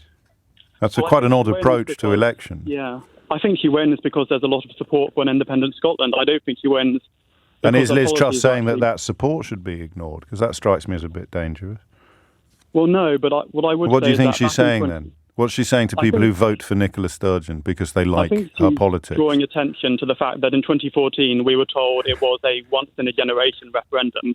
We weren't told it would be once every 10 years. And, right, but then surely if you want to challenge somebody, the worst thing you can do is ignore them, Martin. I agree, but... Well, hang on a minute. I thought you were saying the exact opposite. So is Liz Truss drawing attention to Nicola Sturgeon when she says that we should ignore her? That seems quite an odd argument. I wouldn't say you should ignore Nicola Sturgeon. But that's what Liz Truss said, and that's what we're talking about. So it's unlikely when she said, I think that we should ignore Nicola Sturgeon, that what she really meant is that we should draw a lot of attention to pledges made before she was First Minister back in 2014. I just want to understand the argument that you think you're making. Well, the argument I'm making is that we were told very clearly in 2014 that it was going to be a once-in-a-generation... But how is Liz Truss saying we should ignore Nicola Sturgeon designed to draw attention to that well-rehearsed and I think largely irrelevant post-Brexit line? Which post-Brexit line? The one you keep spouting. How is Liz Truss saying that we should ignore Nicola Sturgeon designed to draw attention to something that was said in 2014 in the context of an independence referendum that never conceived of the possibility of Scotland being dragged out of the European Union against its will? Well, I mean, it does seem strange to say I want to stop being ruled by London so I can start being ruled by Brussels. But again, you seem to be reading an answer from a piece of paper containing a question I haven't asked you. I'm just examining what you've already said. How is Liz Truss saying that Nicola Sturgeon should be ignored under your explanation? How is that designed to return attention to things that were said about a referendum at a time when Nicola Sturgeon wasn't the First Minister? And you know, because you live in Edinburgh, that the original raison d'etre, the founding cause of the Scottish National Party is independence. To suggest that they should stop pursuing independence is, you'll forgive me, but that's really stupid. Well, I think we should be honest. I mean, we were told, and I'm going Go to on, then. this again. It's never too late to start. We were told this would be once in a generation, and I think... But again, we come back again, Martin. You seem to be reading off a laminated sheet that's got nothing to do with the conversation that we're having. How does telling Conservative members that Nicola Sturgeon should be ignored at an English hustings, how can that possibly be designed to draw the attention of the country to things that were said in 2014 when Nicola Sturgeon wasn't First Minister? I believe, James, it's designed to ignore her demands, not necessarily to ignore her as a person. But the existence of the Scottish National Party is to pursue Scottish independence. Okay, and she keeps winning it, and she keeps winning elections. Sure. Should we have a referendum every year until we finally go independent? No. Okay, but you agree with me in that sense. You agree that there's got to be a limit on how many times we vote. Again, you've pulled out another laminated sheet that bears no resemblance whatsoever to the conversation that we're having. You accept that there has to be a limit on how many times we vote, right? Yes, and therefore we can only ever have one. Ha-ha, zinger from Martin in Edinburgh. The question is not about referendums this morning. The question is not about 2014. The question is not about anything other than why Liz Truss has told English Conservatives at a hustings in England that Nicola Sturgeon should be ignored, and what message does that send to Scottish people? What message does it send to you? I think it sends out the message that we should ignore demands that are ultimately unreasonable. So we should ignore the results of elections. If a party dedicated to Scottish independence wins an election, we should absolutely ignore the reason why that party exists. It's quite. It's a position, Martin. Can I make the point? Well, as long as it's relevant to the question that I've asked, which would be a first in this exchange. I will. If we had never had a referendum, James, then I would be firmly in favour of it. But we have had one, and you've already conceded that it would be unwise to have a referendum every single year. I haven't conceded anything. You have another referendum as soon as possible because Scotland is now being dragged out of the European Union against its will. So we should stop being ruled by London so we can start being ruled by Brussels, which makes a lot of sense. Oh, love it. That's another laminated sheet. No, because Scotland voted to stay in the European Union. So did London. So did London. And I wish we had a chance of staying in it, but we don't. Scotland does, because it has a democratically elected political party dedicated to independence. Hold on a second, James. I'm holding, Martin. Hang on, just make sure you've got the right laminated sheet. Go on, say something about London. Referendum on independence. But why are you asking me a stupid question? It's not a stupid question, James. Okay. London, why shouldn't they get a referendum on independence, James? Okay, because London can't leave the United Kingdom, Martin. They could become a city-state. Ever heard of Singapore, James? Oh, you've got me there, Martin. You're really running. You're really running rings around me today. Certainly am, James. You absolutely have. Here am I calling for London to become a city-state. Well, why can't they? Is it physically impossible? No, you explain why they can't, Martin. It's not physically impossible. Singapore was a city-state the last time I checked. Okay, so we're in favour of London becoming a city-state if we think that the democratically elected First Minister of Scotland should not have the reason for her party's existence to be ignored. Okay, but we had a referendum in 2014. It's not okay. Yes, before the European referendum, before Scotland was dragged out of the European Union against its will, having been promised in that referendum that could never happen. I think we're probably exhausting our joint reservoirs of goodwill here, Martin. So I'll ask you one more time.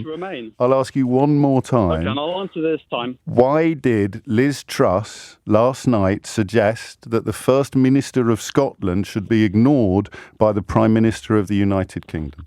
I think he did it because it's a constant source of irritation for Westminster when you have part of the UK demanding over and over again independence, even though we had a vote. And why does the Scottish National Party exist? They exist to stand up for Scottish interests, which isn't necessarily synonymous with independence. You're a member of the party, are you, or should we rely upon people who support them to tell us why the Scottish National Party exists? Well, I mean, why does the Green Party exist? I'm not a member of that, but I believe they exist to stand up for environmentalism. They do stand up for environmentalism, and when they're in power, they will do things that are designed to deliver a more environmentally friendly environment. Why does the Scottish National Party pursue power? They pursue power for a variety of reasons, because they want to better the interest of Scotland, but they also have to be honest as well. What is their abiding reason for existing, Martin? You must be vaguely aware of your own ridiculousness now. No, Scottish. No? Okay, so what is the abiding reason for the existence of the SNP? What's the main reason? What's the main? You said a wide array. Just give me the main reason for why the SNP exists. And the main reason is sovereignty, which can come in the form of devolution or independence. Okay, up with sovereignty. There's a winning formula, as everybody in the United Kingdom can attest. Martin, have a lovely day, and next time you ring in, just get the laminated sheets in the right order before you start reading from them. Sarah is in Tyndrum in the Scottish Highlands, which I've almost certainly pronounced incorrectly. Sarah, what would you like to say? Good job I've got resilience, James. It's so tiring. You and me both. Isn't it? Yes, it is. Anyway, up with sovereignty. Anyway, to answer the question, she said it to, the means, the end justifies the means to her. And I'm kind of minded to think that what Dominic Cummings, how he described her as, I think, a human hand grenade, that's probably pretty spot on, to be honest. She will say or do whatever she needs to do to get the results she wants for herself. I think it's deeply insulting. I haven't voted for Nicola Sturgeon, but I respect her, and I respect her position and her mandate given to her by the Scottish people. See, part of the problem, I suppose, is that you can't both tell her that there is not going to be another referendum and also ignore her, because simply by entering into a debate about a second referendum, or another referendum, you engage. I mean, it's and this has happened quite a lot in English politics lately. You're appealing very deliberately to stupidity, I think, when you say something like that. The people who clapped are thick. Yeah. I mean, I think Alistair Campbell described them as, the golf club bores. Yes. And, probably pretty spot on. I mean, it's just kind of playing to the gallery. It's so debasing. It's not true. Just when you think it kind of can't get any worse, it does. And to be honest, it's already been overshadowed by these civil service comments that she made last night as well. So I assure you, it hasn't in Scotland, and it wonon't be. No, how is it? How is this playing in Scotland? Actually, I should have asked you that at the beginning. Well, it's an absolute gift for the SNP. We thought that Boris Johnson was, but blimey, Truss is going to trump that, and Trump's probably quite an appropriate word. It may be. Well, we all have to hope not.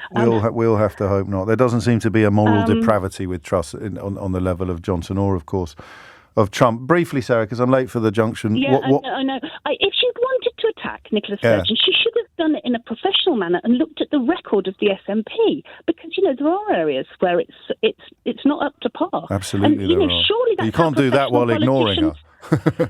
Surely, and surely that's how the best politicians are engaging with each other. They're looking at the results.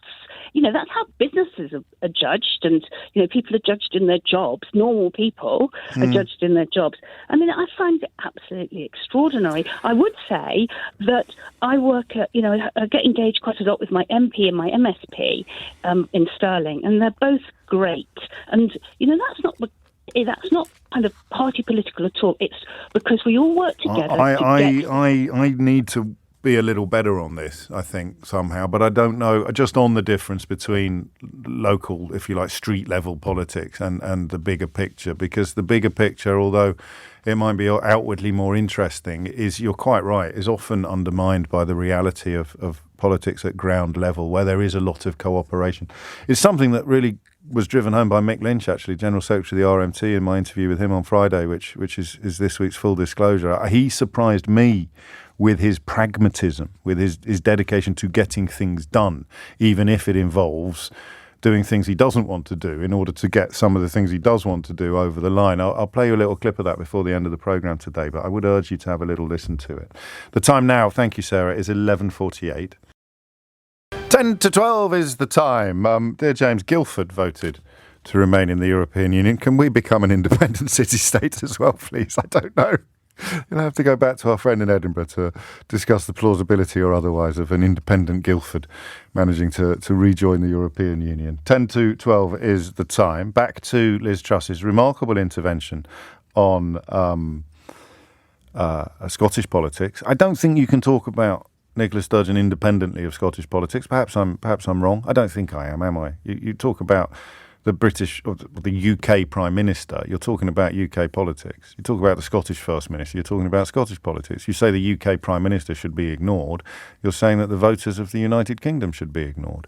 If you say that the Scottish First Minister should be ignored, you're saying that the voters of Scotland should be ignored. If some of them are happy with that or too stupid to realise that that's what's happening, that's their lookout. But for a putative Prime Minister of the United Kingdom to say that an actual First Minister of Scotland should be ignored is, to say the very least, troubling. At least I think so. Murray's in Kinross. Murray, what would you like to say? Hi, James. I'm lost my accent because I've been down in England so much, and it's that's given me a great perspective because I've spoken to a lot of members, and I'd like to try and answer the question. Members of? Conservative Party. Right, okay. And would you give them my number, would you? Yeah. I'd love to try and answer that question, because whenever I speak to them, they say, Scottish, hate that Nicola Sturgeon. She's always whining about independence. Okay. Just go already. Right. And it's a sort of flippant dismissal, which is absolutely abhorrent. Well, it's anti-unionist, oddly, even though it's the Conservative and Union Party. Yeah. Well, I mean, it's weird. I'm a big unionist, but every time a Tory says something like this, that makes me more and more separatist. So, well, that is the problem, isn't it? That's the short term versus the long term, the political, the real politic versus the history. In that independence from this iteration of British government is a much more attractive prospect than independence as an isolated philosophical principle or even economic principle. That's been my reading since 2016, and it's got worse with every Prime Minister. So if it manages to get worse under Truss than it was under Johnson, then I'm afraid I won't have a lot of hope for you unionists in the long run. I have to agree. I think Liz Truss is going to continue down the path that Boris Johnson has, and this lack of respect for an elected politician is I think a good sign of the fact that that's going to continue. Reliable. Yeah, I mean, we're overthinking things again, aren't we? Because you've reminded us this is just red meat for the kind of people you've described as kind of slightly ignorant. I think a previous caller quoted Alistair Campbell, slightly ignorant, self-congratulatory golf club bores who are mildly xenophobic about Scotland and therefore and probably mildly misogynistic about Nicola Sturgeon, and Liz Truss is sucking up their votes like they're going out of fashion. She's appealing directly to low-level, xenophobic, misogynistic, anti-Scottish sentiment. Absolutely. God. I mean, yeah. And you're a unionist. 11:53 is the time. Murray, we'll talk again. You haven't lost your accent completely. You've got a very Muriel spark. Tombra. Grace is in Helmsdale, in the Highlands. Grace, what would you like to say? Hi, James. Hello. Yeah, I was been looking at this Liz Truss thing, and I don't think as venal and as crass, a politician in keeping with the whole lot of this latest crop of them she is. I don't actually think she was addressing her remarks to Nicola Sturgeon particularly, or to Scotland. Although, obviously what you just said earlier about how if you insult their elected leader, you insult the country, and that's absolutely right, and that's absolutely how it's playing out up here. But my point really is, how much does she care? Yeah. She's just the latest in a long line of Conservative Party leaders or Prime Ministers of the Conservative Party who do not care about Scotland. And I mean, that's a calculated consideration. Scotland hasn't given the Conservative Party the popular vote since 1954. 54. Yeah. Wow. And they're not likely to do so anytime soon. So, resources and all that, they concentrate their efforts on convincing the people that matter to them. And for a very, very long time, Scotland's electoral, direction is of no matter. And that's why they never come, they don't engage, they don't get involved. I mean, people in Scotland see this, they get that. That's why there's increasing support for independence. And that's not from my experience. I've lived in London for 35 years, James. I've come from the Central Belt and now I live in the Highlands. Right. And it's not a patriotic thing. Scots are, not just Scots, people who live in Scotland, which is a lot of people from all over the world. Of course. They're pragmatic people. They're sensible people. They don't do that flag activity that people won't say the word. No. That people do. They don't do that kind of meaningless patriotism thing. They're practical, and they can. I mean, there'll be some. Yeah. Okay. Sorry, I'm talking over you. I shouldn't have done. Carry on.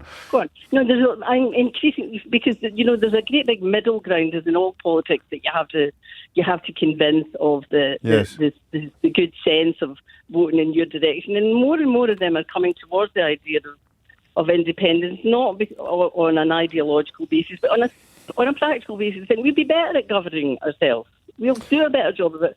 We're the same size. We may only be 5 million. You may do, and we're not having that. We're not having that debate today, particularly. But I understand it, and I guess I'm thinking of Northern Ireland, Grace. I'm looking at the absolute contempt with which Boris Johnson treated Northern Ireland in pursuit of power, and Liz Truss is prepared. It's not actually as bad. It's not like she's going to impose a border between England and Scotland, having promised that she wouldn't in order to pursue power. But she's perfectly happy to consign Scotland to the very, very back of her mind in pursuit of power, even though she becomes Prime Minister of Scotland. Right. She's not just looking at her who she needs to convince to win this leadership battle. She's thinking ahead to the general election and how this plays with the people that she has to keep on side and not lose. Remember, it's a job for the Conservatives to not lose seats, not win them, but to not lose them. That's what they're looking at. Do you know what I mean? And what themes will play out with those people quite well. But none of that is directed at Scotland. They're just themes. What actually happens in Scotland is of very little interest to our Conservatives. And we've all, not just Conservatives, we've all been a little bit guilty in the London media bubble of thinking that the world ends at Heston Services or wherever, but I endeavour, thanks to people like you, Grace, and every caller this hour, to challenge that. And speaking of challenges, they've abandoned it already. I should have said, we're going to talk about it after 12. I bet they'd abandon it by 12. A spokesman for Liz Truss says, our hard-working frontline staff are the bedrock of society, and there will be no proposal taken forward on regional pay boards for civil servants or public sector workers. Wow. What was the shortest-lived policy that didn't Theresa May have one that was finished before they'd finished the broadcast rounds of interviews? So that one was opened up last night, or is that the one that she did in the Telegraph today? Is it last night's hustings, or is it? It went out last. So it's this morning after the hustings. So it was written for today's Telegraph, I think, this one, and it's been abandoned before lunch. Before lunch, and that, of course, is what I mean when I talk about this entire election contest being fought in fantasy land, because we still don't live in a world where making a massive announcement about pay cuts for hundreds of thousands of civil servants and public sector workers, that includes, of course, police officers, nurses, teachers, the rest of our emergency services, making an announcement about pay cuts for them in order to save £11 billion in pursuit of some ludicrous taxpayers' Tufton Street plaudits, and then abandoning it 10 minutes later without, I imagine, doing much damage to your pursuit of power, because that decision is taken by, I don't want to say idiots, I'm using the word idiot a lot, and it's not a great word, is it? It's not a kind word. But golf club bores isn't much better. People who applaud. Here you go. Anthony says, I think you underestimate how many old white men dislike Sturgeon simply because she is a strong, intelligent woman. They are the ones who vote in September. Some people may argue that Liz Truss is a strong, intelligent woman, and that undermines Anthony's argument. But I'm beginning to understand what's meant by the phrase pick me. 3 minutes after 12 is the time. A complete change of pace now, a complete change of tone as well. Two stories in two different newspapers about two extremely significant English writers, both of whom appear to have had fairly toxic personalities. I will also be bringing in two of my all-time favourite musicians, both of whom happen to hail from Manchester, but bear with. We begin with Philip Larkin, the poet, who is certainly up there with the finest English poets of the 20th century. I mean, what he can do with words is incredible, and truly incredible. I'll give you an example. I'm doing it off the top of my head, so don't sue me if I get it a little bit wrong. The problem with quoting poetry is that how much in the mood are you for going all in on? Because I interviewed Brian Cox yesterday, Professor Brian Cox, and I have to tell you that the man is a genius. You may not need me to tell you that. You may know that already. I've interviewed an awful lot of people, and I've done a couple lately where I have sat there in awe of my guest's intelligence, but raw intelligence, just the ability to understand and explain difficult things. The author Ian McEwan, which you don't get to hear until September when his new book comes out, was one of them. And yesterday, at one point, Brian was talking about how physicists have sought to do politics, have sought to understand politics, or indeed improve politics, including Einstein, something I knew very little about. And I just sat there. I said to the producer today that I didn't want to interrupt, and she said, perhaps not realising how rude it was, she said, yes, I thought it was very good how little you spoke. Because I just sat there, and it's a great interview. And we're going to upload it on is that the right word? We're going to publish it on Friday, so make sure you listen to that. But reading Ian McEwan, oddly, and trying to think, as I often do, because I read a lot of crime fiction, what's the difference between literary fiction and everything else? And the difference is poetry. I'm sure I'm not the first person to realise this, but the difference is that poets fret and stress and torture themselves over syllables. What word should I use? There's a line in Ambulances by Philip Larkin, and sometimes when I committed it to memory, the word second or moment would get confused, and he could have used either word, but he just to choose. Whereas if you're writing a pot-boiling, page-turning thriller, which I love, you don't, I don't think, ache over every syllable and every word. So literary fiction is probably best defined as bringing a poet's sensibility to prose, as opposed to storytelling. Some manage to do both. Hilary Mantel, I guess, most obviously in recent years.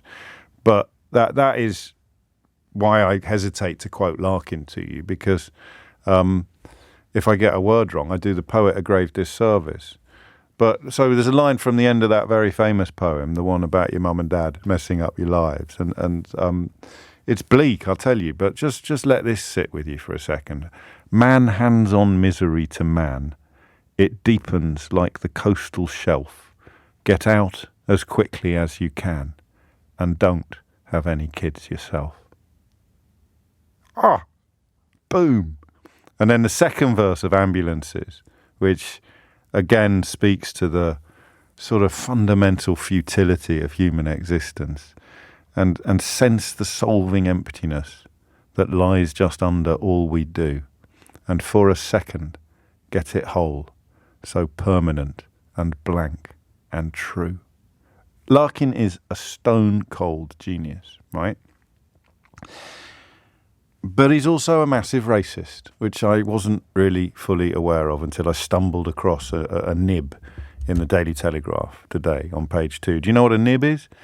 I was on Fleet Street for 5 years before I knew what a nib actually was. They say, can you just write me a nib about that thing? And you'd write them 2 paragraphs or 3 paragraphs, very, very short little article that goes down the right-hand column of a page. I never knew it stood for something. Do you know what it stands for, a nib? News in brief. News in brief. Just give me a nib on that. And there's a nib in the Telegraph today about a new documentary that's been made by Simon Armitage, the poet laureate, about Philip Larkin, and it's unearthed a letter. And this has been known for a long time, apparently, but I wasn't aware because I only read the poems. In one letter, he used the N-word and said there were, forgive me, there were too many effing N-words about. And Armitage makes a point in this new series devoted to Larkin to mark the centenary of his birth. If we can separate the person from the poems, I think we can hold them up as something to celebrate and admire.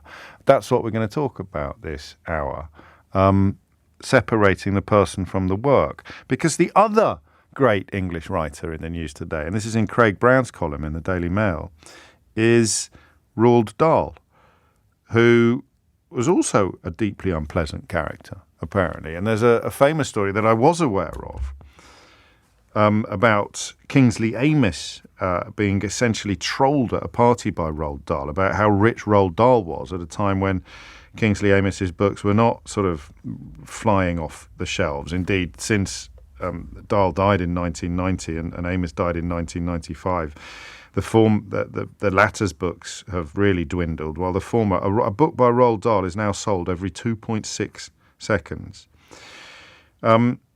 He was a plagiarist, a racist, anti-Semitic, misogynistic, and overbearingly rude, noted one reviewer last Sunday of a new biography of Dahl.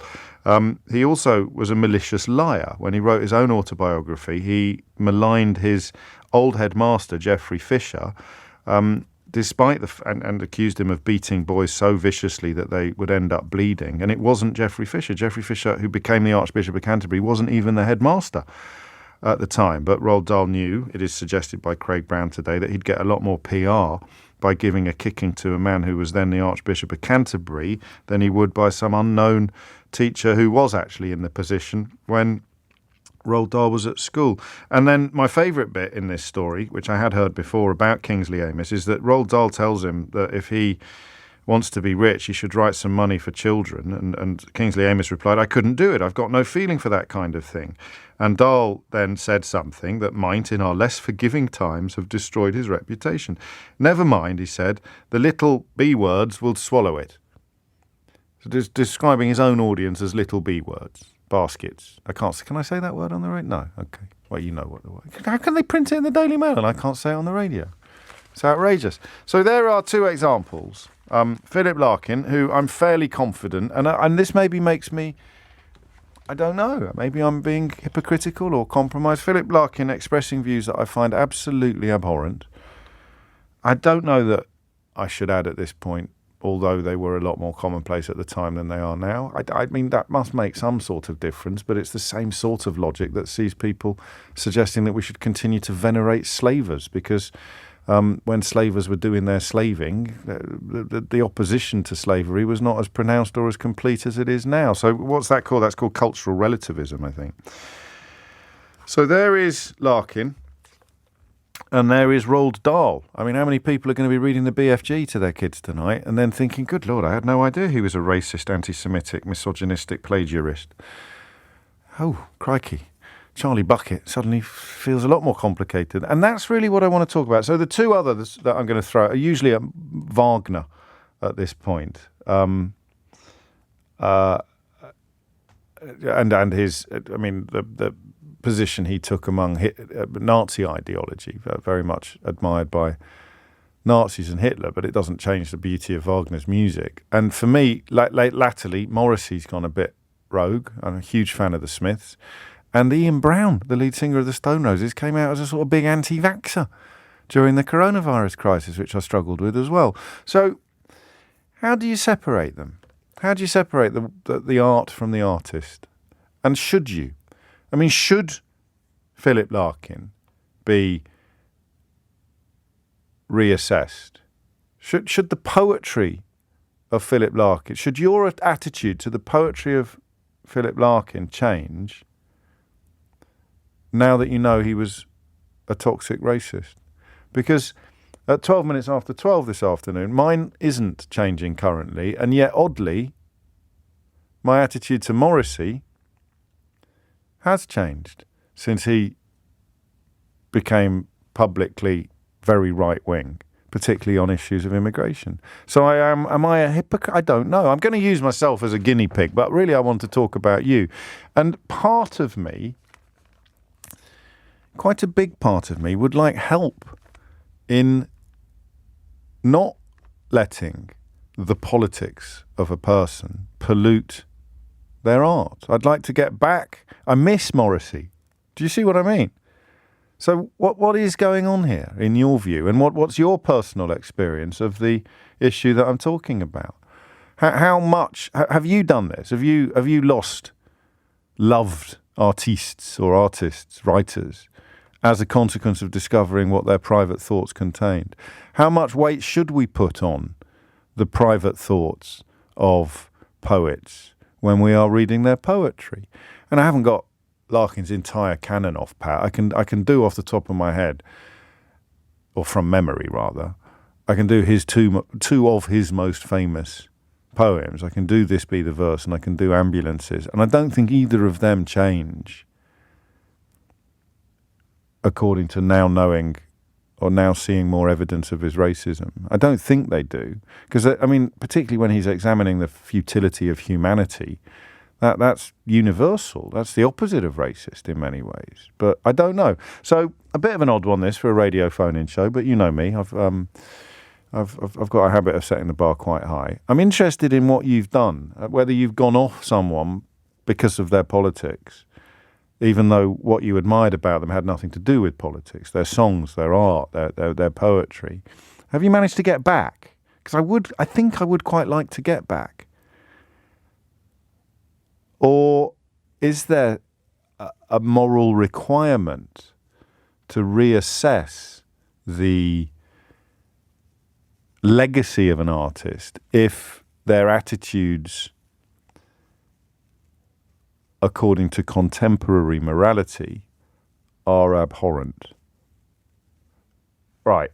It's 12:15. You know what I'm talking about, and you know who I'm talking about, and you know what I want you to talk about. So I'm not going to bend your ear for another 2 or 3 minutes trying to get to Keith's celebrating, trying to get to a neater, pithier question, because I don't think I've got one. It's a broad conversation about the relationship between artist, and toxic opinions. And I just want to know what you, A, think about it, and B, where you've been on this. Who's the artist you really regret not feeling the same way about since you discovered his or her private thoughts? 0345 6060 973.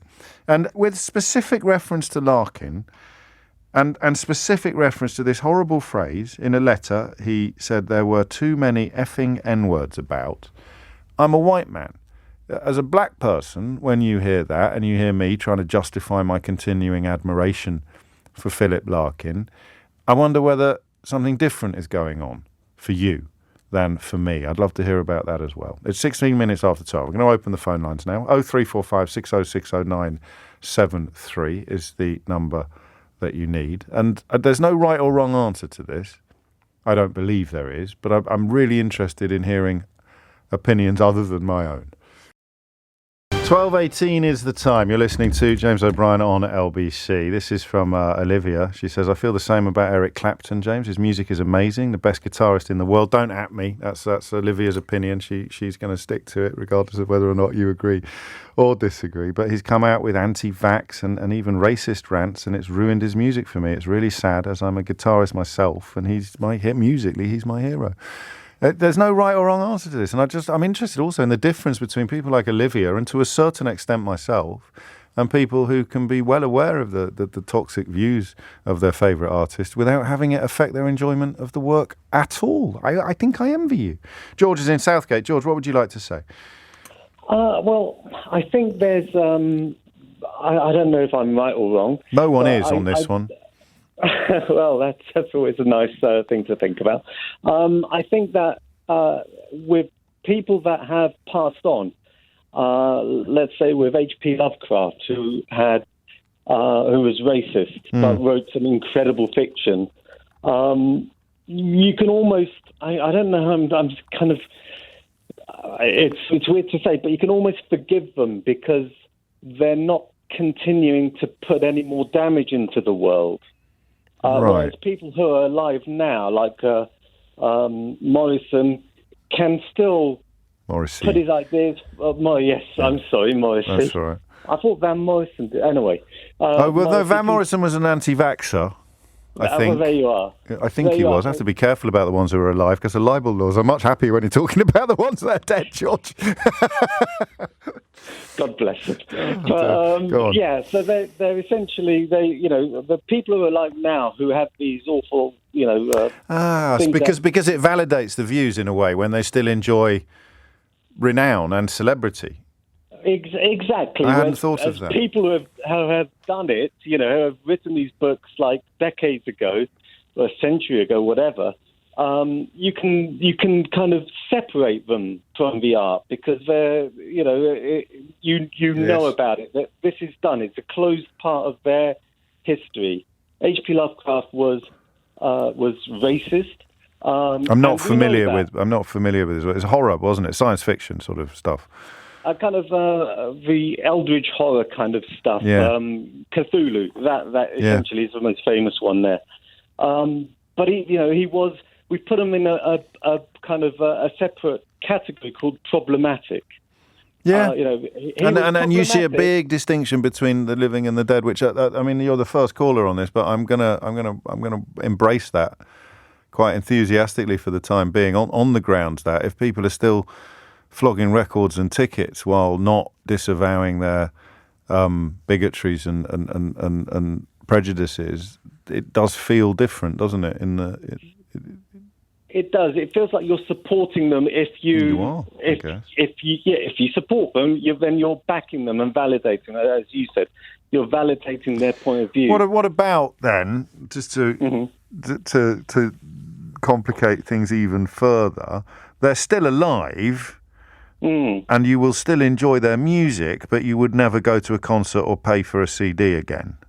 Yeah, it's like the lead singer of Smashing Pumpkins adored his music in the 90s, and it turns out he's a complete right-winger and he's a bit of a nut job. And it's like, well, that's really unfortunate. And I wouldn't go to one of their gigs again. But it doesn't change your relationship with the music, with the canon that was already there. George, thank you. That's a really good start, and I like it a lot. You've also reminded me of the legal minefield that we are walking into, largely blindfolded on this. So I can go with very right. No one's going to sue over being called very right wing, are they? So. Because I'm not going to have the knowledge to accommodate every single one of these observations, so be careful. Luckily, Keith has several PhDs in literature, culture and music, so he'll be well aware of all of the characters that we are discussing and will be able to lean heavily upon the dump button at the first sign of any legal difficulties. You can't get rid of the art, George would say, but you can stop revering the artist if they're still alive. I hope that doesn't turn out to be the best contribution of the hour, but only because it's the first, and we're here till 12, although I must play you a little clip of my interview with Mick Lynch before we go. This is funny. I'm 99.9% certain that John in Sevenoaks is having a giggle, but you never know, do you? It takes all sorts. He says, "Hi, James, I just can't listen to I'm Too Sexy or Deeply Dippy anymore. I'm bereft." Tim's in Croydon. Tim, what would you like to say? Hi, I'm not going to cause you any legal problems because I'm specifically talking about people who are long dead. Yes. But I'm an English teacher, and we still have a lot of trouble getting students to engage with anything that's been written more than 50 years ago. And then if we just try and apply the sort of ethics of today to what's going on before, pretty much anybody who wrote anything worthwhile has probably got something that seems a little bit murky nowadays. Go back to Byron, Keats, Shelley, Jane Austen, whatever. Byron, jeez, you'd be here all day. Exactly, what's Jane Austen? What Jane Austen's? Oh, Jane Austen. There are questions about she glossed over sort of the source of income of lots of her country house families. There's been some analysis into the background of slavery, and I think Mansfield Park specifically. But I'm willing to be corrected on that. No, I think you're right. Pretty much anything and we don't even need to find evidence for it. We can just assume that. There are distinctions here, though, Tim. You'll appreciate that. Yeah. If there was a letter by Jane Austen saying there are too many effing N-words about, it would be a little bit different to the fact that the chatelaine of Mansfield Park, or the owner of Mansfield Park, probably made some of his fortune from slavery. There are questions of degree, but I think we have to accept that somebody who lived, say, 200 years ago, almost certainly held views which would now be regarded as, at the very least, a little bit awkward. Yes, if not reprehensible. I don't think even people who seem to be terribly pleasant probably didn't believe in racial equality or gender equality. And so I don't think you can judge it on those standards. And I think your previous caller was right. You can revere the art, and you can, as I do. I love Larkin's work, and I don't think I would have enjoyed his company very much at all. Let's put it like that. And the same for Roald Dahl, to be honest. That's really nicely put. I suppose that dread phrase, cancel culture, is haunting this conversation slightly. These are people who are revered for their artistic brilliance. They are not people who are revered for their toxic views or their engagement in toxic behaviour. There's a very big difference between objecting to a statue of a slaver or objecting to a book in which a slaver is featured without being properly assessed according to modern exactly. mores. If we just bring it up to date, I mean, do we only listen to music by nice people? I've seen Ed Sheeran interviewed, and he seems like a lovely guy, but I find his music utterly dull and bland. Whoa! I knew this was going to be a controversial hour, Tim, but I didn't realise we were going to go that far. The other way around. Yes, I love it. I love it. Which way do we go? Yeah. Yeah, I mean, we would only allow people as inoffensive as Ed Sheeran to make music. Exactly. Would the world really be a better place? Exactly. It would just collapse. I can't think of sort of any properly inoffensive poets. I mean, I don't know. Pam Ayres is great. I'm sorry, I'm not I was going to say Pam Ayres. But she seems nice. I wish I'd looked after my teeth. What about George's distinction between the living and the dead? I mean, it's two superb opening calls on this subject, and the switchboard is absolutely buzzing. But what about George's distinction between the living and the dead? I quite liked that. I think you could argue that people who are living now have got less excuse for holding such views, but still you can separate it. I'm sort of roughly the same age as you. I was absolutely besotted with the Smiths when I was growing up, and it would be very hard to chuck that out. And I can distinguish that. I can listen to the records. I can listen to, Morrissey as he was then. I wonder very much whether he was holding those views while he was recording. A couple of clues, aren't there, though? As a fellow fan, you'll know there are a couple of clues looking back that we didn't. Bengalian platforms, most obviously, yes. Exactly. It's so that becomes uncomfortable, but I'm not going to throw my teenage years under the bus just because of that.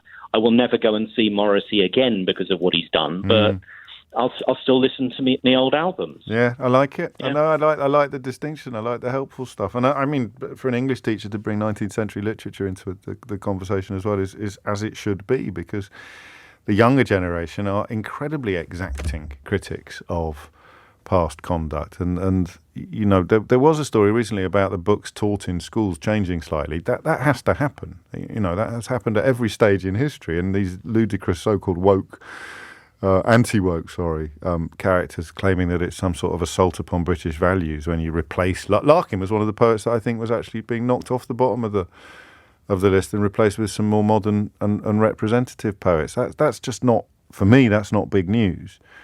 It's if they try to stop selling Larkin or you as an adult can't enjoy it, that you have perhaps some accusations, well, no, not perhaps, for my money, absolutely valid accusations of ludicrous censorship. But what do you do in schools? Quite a few of you bemoaning what's happened to Roger Daltrey of The Who, which, I can see why that would happen. And quite a few. And in fact, I don't think anybody particularly misses his music, but there's an appalling little paragraph at the end of this piece by Craig Bown in the Mail today. I'll just share it with you. During Gary Glitter's 1992 appearance on This Is Your Life, Dahl's daughter Tessa was a guest. He then quotes what she said. Gary actually came to live in my house when he was between jobs, she said. When I was absolutely broke, laughed Glitter. My sister Lucy turned it into quite a successful venture because she used to pack the train full of her adolescent school friends in school uniform and then skive school. And at this point, writes Craig Brown, you can see Gary Glitter putting his forefinger to his lips and whining, shh. That's just an illustration of how times change, but it's a pretty jarring one, isn't it? It's coming up to 12:30. You're listening to James O'Brien on LBC. Amelia Cox is here now with your headlines. 12:32 is the time, and there it is. Very few of you very kindly commenting upon my recitation of Larkin. I can't sit here and do a whole poem. I don't know what the copyright rules are actually on that. But also Keith would resign. He doesn't like that sort of thing at all. Cracking on with the conversation about the relationship between art and artist, and when you find out what an artist was or is, the difficulties you have in retaining your joy in their work. I envy Tim, the last caller, the English teacher, and his ability to still... I've started listening to the Smiths again, and it's difficult. I feel really sorry for the others, for Johnny Marr in particular, who was the co-writer of all the songs, but also for Mick Joyce and Andy Rourke, the bass player and the drummer, because they created some absolutely beautiful, amazing, life-changing music. And now when I listen to it, if I catch myself listening to it, I'm looking for clues as to what Morrissey later became. And that spoils the listening experience. So I need to get past that, perhaps. It's a tough one. Gabby's in Brighton. Gabby, what made you pick up the phone? Hello, James. Hello, Good afternoon. Hello. I feel quite strongly about this. My reaction has been to the allegations about Michael Jackson. And I'm of an age where I was always on the dance floor, Billie Jean, anything like that. I owned Thriller.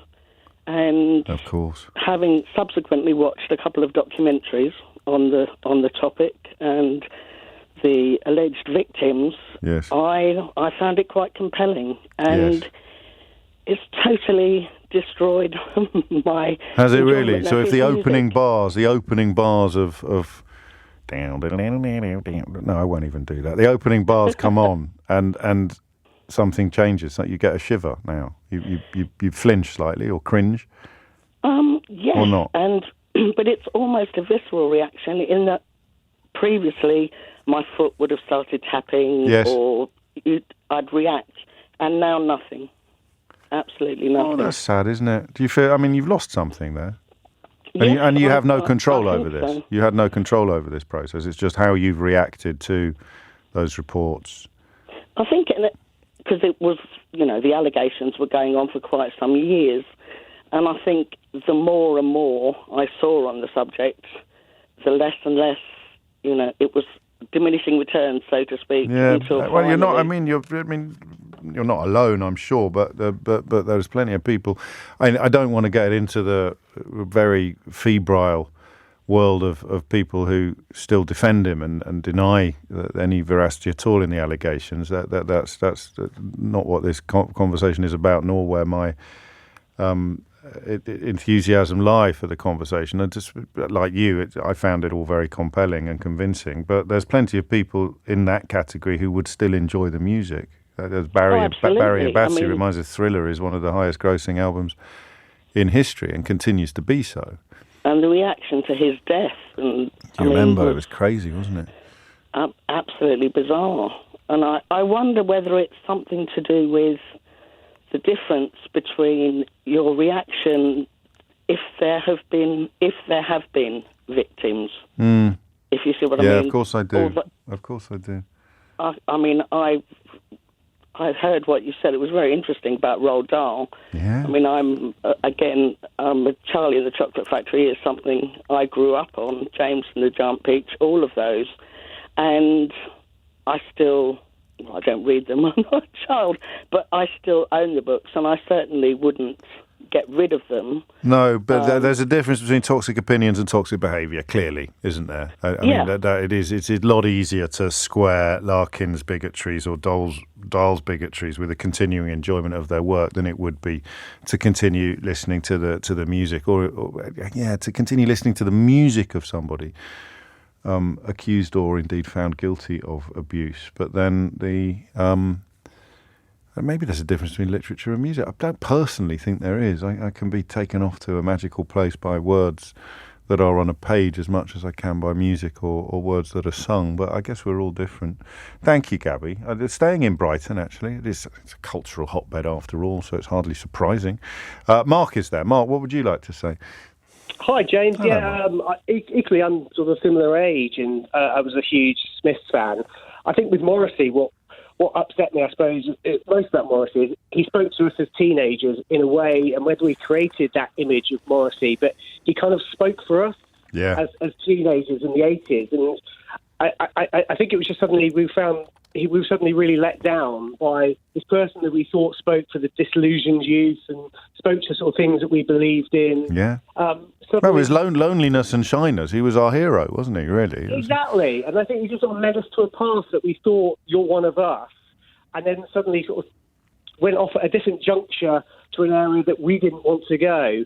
I suppose the way I kind of still listen to the Smiths and I kind of square that circle is, like you rightly point out, Johnny Marr. I don't know if you've read Johnny Marr's autobiography, but he just sounds like an incredible human being. I'm sure the rest of the band are, but I guess that's how I kind of square the circle. That the other guy, there's three of the four that still speak to what I believed in, but it's that disappointment of maybe you've artificially created someone and something that you believe in, and they've let you down. And I think that's the biggest thing for me with Morrison. And so that's a subconscious reaction to the music, isn't it? So you have to almost gird yourself to continue enjoying it, whereas previously it was utterly unprocessed. It was just a completely natural reaction. Now you're having to do this intellectual reminder course almost of saying, well, no, hang on, I know he's turned out to be a bit or a lot of this, that and the other, but we remember the other three and we really like that. So whereas before you would just respond, what's the word I'm looking for? It's not quite naturally, but that's the difference, isn't it? Is that you might still be able to steer yourself to a place where you can enjoy the music, but there was never any steering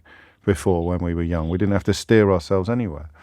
Yeah, exactly. And I think there's even some part of you that also thinks, well, is he just doing it for the headlines? Is he just doing it and he's just misguided? But I don't believe that. No, there's too much of it. I mean, that badgie war on the Jimmy Fallon show, there was absolutely no need for that. Wearing a badge representing a political party that Nigel Farage has described as being made up of Nazis and racists. That's, so pretty hard to square that one. He wouldn't want to be doing the PR for that particular decision. Thank you, Mark. 12:40 is the time. I suspect that these two are linked. Lead singer of a band I liked was convicted of some terrible crimes against children. I binned the CDs and deleted any digital copies. I don't want to listen to any of the band's works. And Grant, almost in the same couple of minutes, texted to say, I have a massive sympathy for the rest of the Lost Prophets. They were such a good band, and I can't say I've ever heard any of them having any success since. It's a funny one. Or not funny, peculiar, difficult, tricky. What have we learned? Okay, we've learned that there's probably a difference between the living and the dead, because buying tickets or showing support for or buying books written by living people who will benefit from that transaction, who are possessed of vile views, feels different from continuing to enjoy the work of dead people who were possessed of our views when they were alive. I think I can live with that. That was George's early intervention, and I think it's very, very strong. A difference between views and behaviour. That was Gabby, wasn't it, in Brighton? The bad words, awful words written down compared to abuse of people. That feels different as well, I think, correctly. You sort of have gradations there.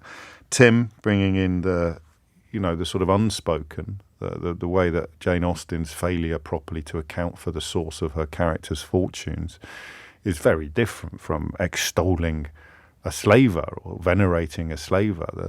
And you would be left with very, very little from the canon, particularly of 19th century literature, about him. That's probably the first era where we know a lot about the writer, or quite a lot about the writer. There'd be nothing left. So there's tight ropes to be walked here. And it began, of course, with Philip Larkin being very racist in a letter and Roald Dahl being very vile, apparently, in private. Does that change how you feel about their work? 12:42 is the time. Ellen is in Sevenoaks. Ellen, what would you like to say? Oh, hi, James. Hello, Ellen. I just wanted to kind of put in my own input as a writer and a poet. Oh, yeah. Someone that I've taken so much inspiration from is a poet called Ezra Pound. Oh, okay. Unfortunately, he was a racist and an anti-Semite. Yes. But there is no denying what he's contributed to the modern art movement. Like, where would it be now without him? But I think it's okay to find beauty in these things in such a difficult world. No, it is, and I guess you get a pass on all of the things that have popped up in the course of today's conversation. In that he is dead, his toxicity was confined, I think, to opinions rather than actions. He never sort of enacted his prejudices or his bigotries, and his poetry is not about the things that would put you off him as a person. Yes, absolutely. I think we do hold a lot of value on whether or not these people are alive or dead, because as the English teacher guy said, Tim, yes, like there's no excuse for people to talk like that these days. Unfortunately, back then these types of views were normalised, but there's so many writers and painters who felt the same way, just about people who were slightly different from them. It's awful, but it's hard to deny the beauty that they brought to the world. It is, isn't it? It is such a difficult conversation to have, and my brother actually reached out to me because he thought it was a very interesting conversation. And, that's nice. Yeah, I like that idea of like the spreading. The conversation spreads among interested parties and interesting people. What was Pound's most obnoxious intervention? Sort of, his pals with T.S. Eliot, wasn't he? What was his sort of? Would it have been the anti-Semitism? I'm actually trying to think now. It's a bit hard off the top of my head. No, sorry. I mean, I shouldn't have put you on the spot. I was actually just trying to get you to address my own ignorance on that one. But there was that nasty undercurrent in that school of poetry that essentially, I mean, in its basest form, was just anti-Semitic. But does that change your view of his poems? Should it change your view of his poems? I'm with Ellen on this one. I don't think you can prescribe a response to this, and I don't personally think that you can condemn people who don't change their view to his poems any more than you can question people who do. I think of Gabby and Michael Jackson as being the most violent rejection of what had gone before, but that brought back the distinction between views and actions, behaviours and opinions. 12:45. I wonder if I'll go home and listen to Hatful of Hollow. I don't know.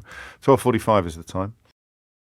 It's 12:47. You're listening to James O'Brien on LBC, where the fun continues even when the radio show finishes, because of course we also publish a weekly podcast, a Full Disclosure series, non-award winning this year. I can tell you we failed to get placed at the British Podcast Awards. Me and Idris Elba. We were nominated and didn't even get into the top 3. Absolutely awful.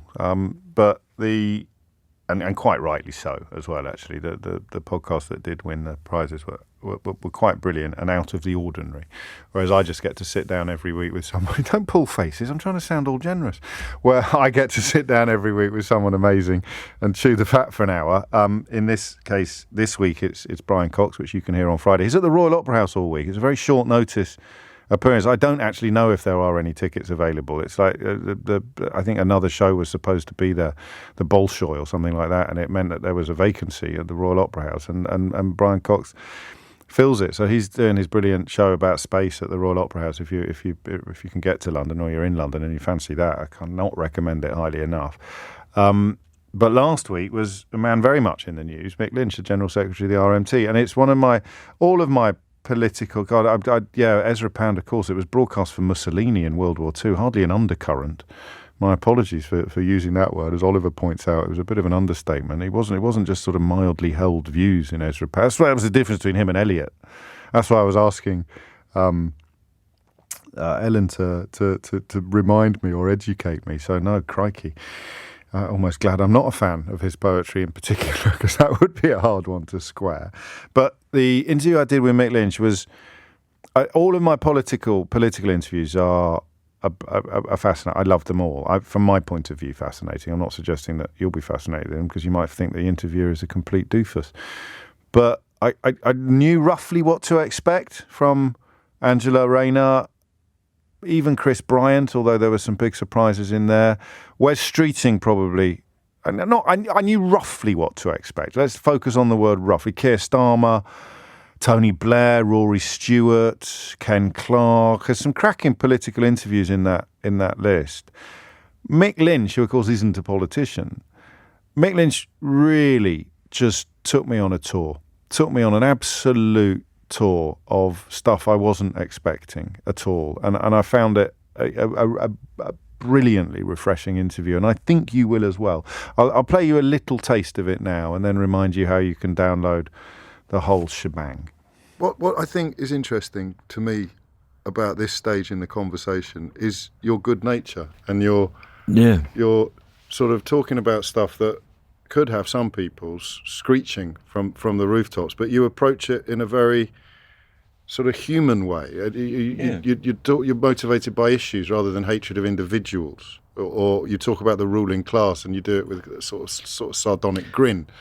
Well, I just think this is a fact. See, people get very frightened of this term class, and there's a ruling class, and then there's a working class. Or an owning class, I suppose. Yeah, whatever you want to call it. But there are people that own the means of production in any society. I mean, Jeff Bezos isn't some benign character. Elon Musk and all the ones over here that manage to keep themselves more anonymous than these people.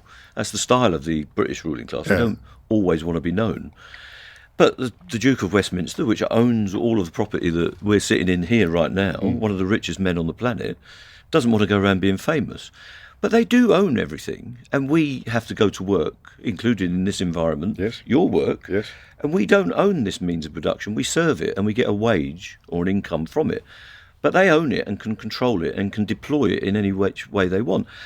I'm not frightened of that, because that's just been explained to me, and I've learned it. You know, I read The Ragged Trouser Philanthropist when I was very young, and that seems like perfect common sense. The thing is, what do you do about that? Do you go round setting fire to people's houses? I'm not one of those people. I'm not a Leninist or a Trotskyist or a Stalinist or whatever. I'm not an anarchist. I actually believe in Labour movement values, that we organise people and educate and then move them on through continued reform. I get accused of being a reformist, and I think, well, that's what I am. You can't blame me for what I am. I don't particularly want a revolution that destroys the important structures of our communities, because I actually think we need a police force. Right. I think the country needs to be defended from aggression. I don't want to be aggressive against anyone else. I believe we do need the state. I don't want to tear it down. I want to change it. So, you know, and some of those people have got to give up the idea that they can control everything. And I think one of the ways you do that is through regulation, proper progressive regulation and progressive taxation. I think it's the greatest equaliser you can have, progressive taxation, and in moving that money, the wealth of other people, to benefit the people that haven't got as much wealth. And you do that gradually. And I think what they've done in Northern Europe, in general, is a better model than what we've done. And they've been doing it for nearly a century in Sweden and other places. There's been interruptions. Sure. And I'm sure there's lots of complaints in those countries. But when they get a Tory government, they don't tear it all down. Merkel did not tear down the institutions of the West German and now federal German state. It was very carefully built up. And in fact, it was built up by the Americans through the Marshall Plan. They put in all these things where industrial relations is a shared thing. You can't de-recognise a trade union in Germany or France, like they can here. Mick Lynch, there, General Secretary of the RMT, sitting down with me for a good hour last Friday, which is available now wherever you get your podcasts under the Full Disclosure series, most notably, I guess, at Global Player app. And I think you'll love it. I think you'll find it really interesting, because it's mad, isn't it? The Daily Mail attacks quite viciously journalists, politicians, obviously, lawyers, judges, firefighters, doctors, nurses. Who is it most recently? And they really are nasty. They're vicious and verbally very violent. And yet they try to portray people like Mick Lynch as being saboteurs or provocateurs. And in fact, the way he spoke very, very eloquently about the importance of pragmatism and compromise is the polar opposite of the way that the people who try to paint him as a wrong-un conduct their business. Mad, actually, when you think about it. and a really interesting illustration of what's been done to the country since Rupert Murdoch arrived here in 1970-something, 76, was it? Or thereabouts, I think, or maybe a bit earlier. 12:54 is the time. Back to the relationship between art and artist. Stella is in St Andrews in Scotland. Stella, what would you like to say? Hi, I'm going to see if I can articulate this because it kind of runs around a little bit in my head. Sure. When I think about this, Same and here. I think I think it gets back to the conversation about the statue of the slaver, and I think about the impact that his actions, with regard to his owning of slaves. Versus the benefits that he brought to that part of the country and the benefits he brought to the country. I think on the balance of things, for some people, for people who maybe don't still feel the reverberations of the impact of slavery across the years, the idea that if you put that on the balance with any benefits he might have brought to the country, that anything would outweigh that to the point where he would be celebrated with a statue, that's really disappointing, and I think it really reflects the imbalance of the cost. Well, you're being kind as well, because you're talking about people upon whom the impact was not heavy or doesn't remain heavy. You're not even mentioning people who continue to benefit from the legacies that you describe, whose entire fortunes and places in the world are contingent upon the genocidal behaviour of their ancestors. Absolutely, and because of that benefit, or because of perhaps apathy, they make decisions like that the people who have been directly affected by it just aren't in a position to be able to say, hey, I don't think you should put a statue up of that person. Yeah, I mean, on the balance of things. No, I completely agree with you. Actions, but you've gone down a slightly different avenue, and I know you said you were likely to, because we're talking about people who are venerated for being slavers. So you want and actual trade. I think there's a distinction to be drawn between traders and owners, probably, but not necessarily a particularly big one. But I guess you think most obviously of Thomas Jefferson or someone or founding fathers of America who did amazing things in many ways, but most of whom would have owned slaves, even as they fought alongside or sat alongside in politics, sat alongside abolitionists. There's a difference, though, isn't there? What if someone wrote beautiful music and was a slave trader? I don't really care about how much money that they put into building town halls in order to assuage their consciences and tried to get into a heaven they believed in. That they can whistle for that. But what if they wrote amazing music and there's a statue up more so because of the music that they wrote than because of the slaves that they traded?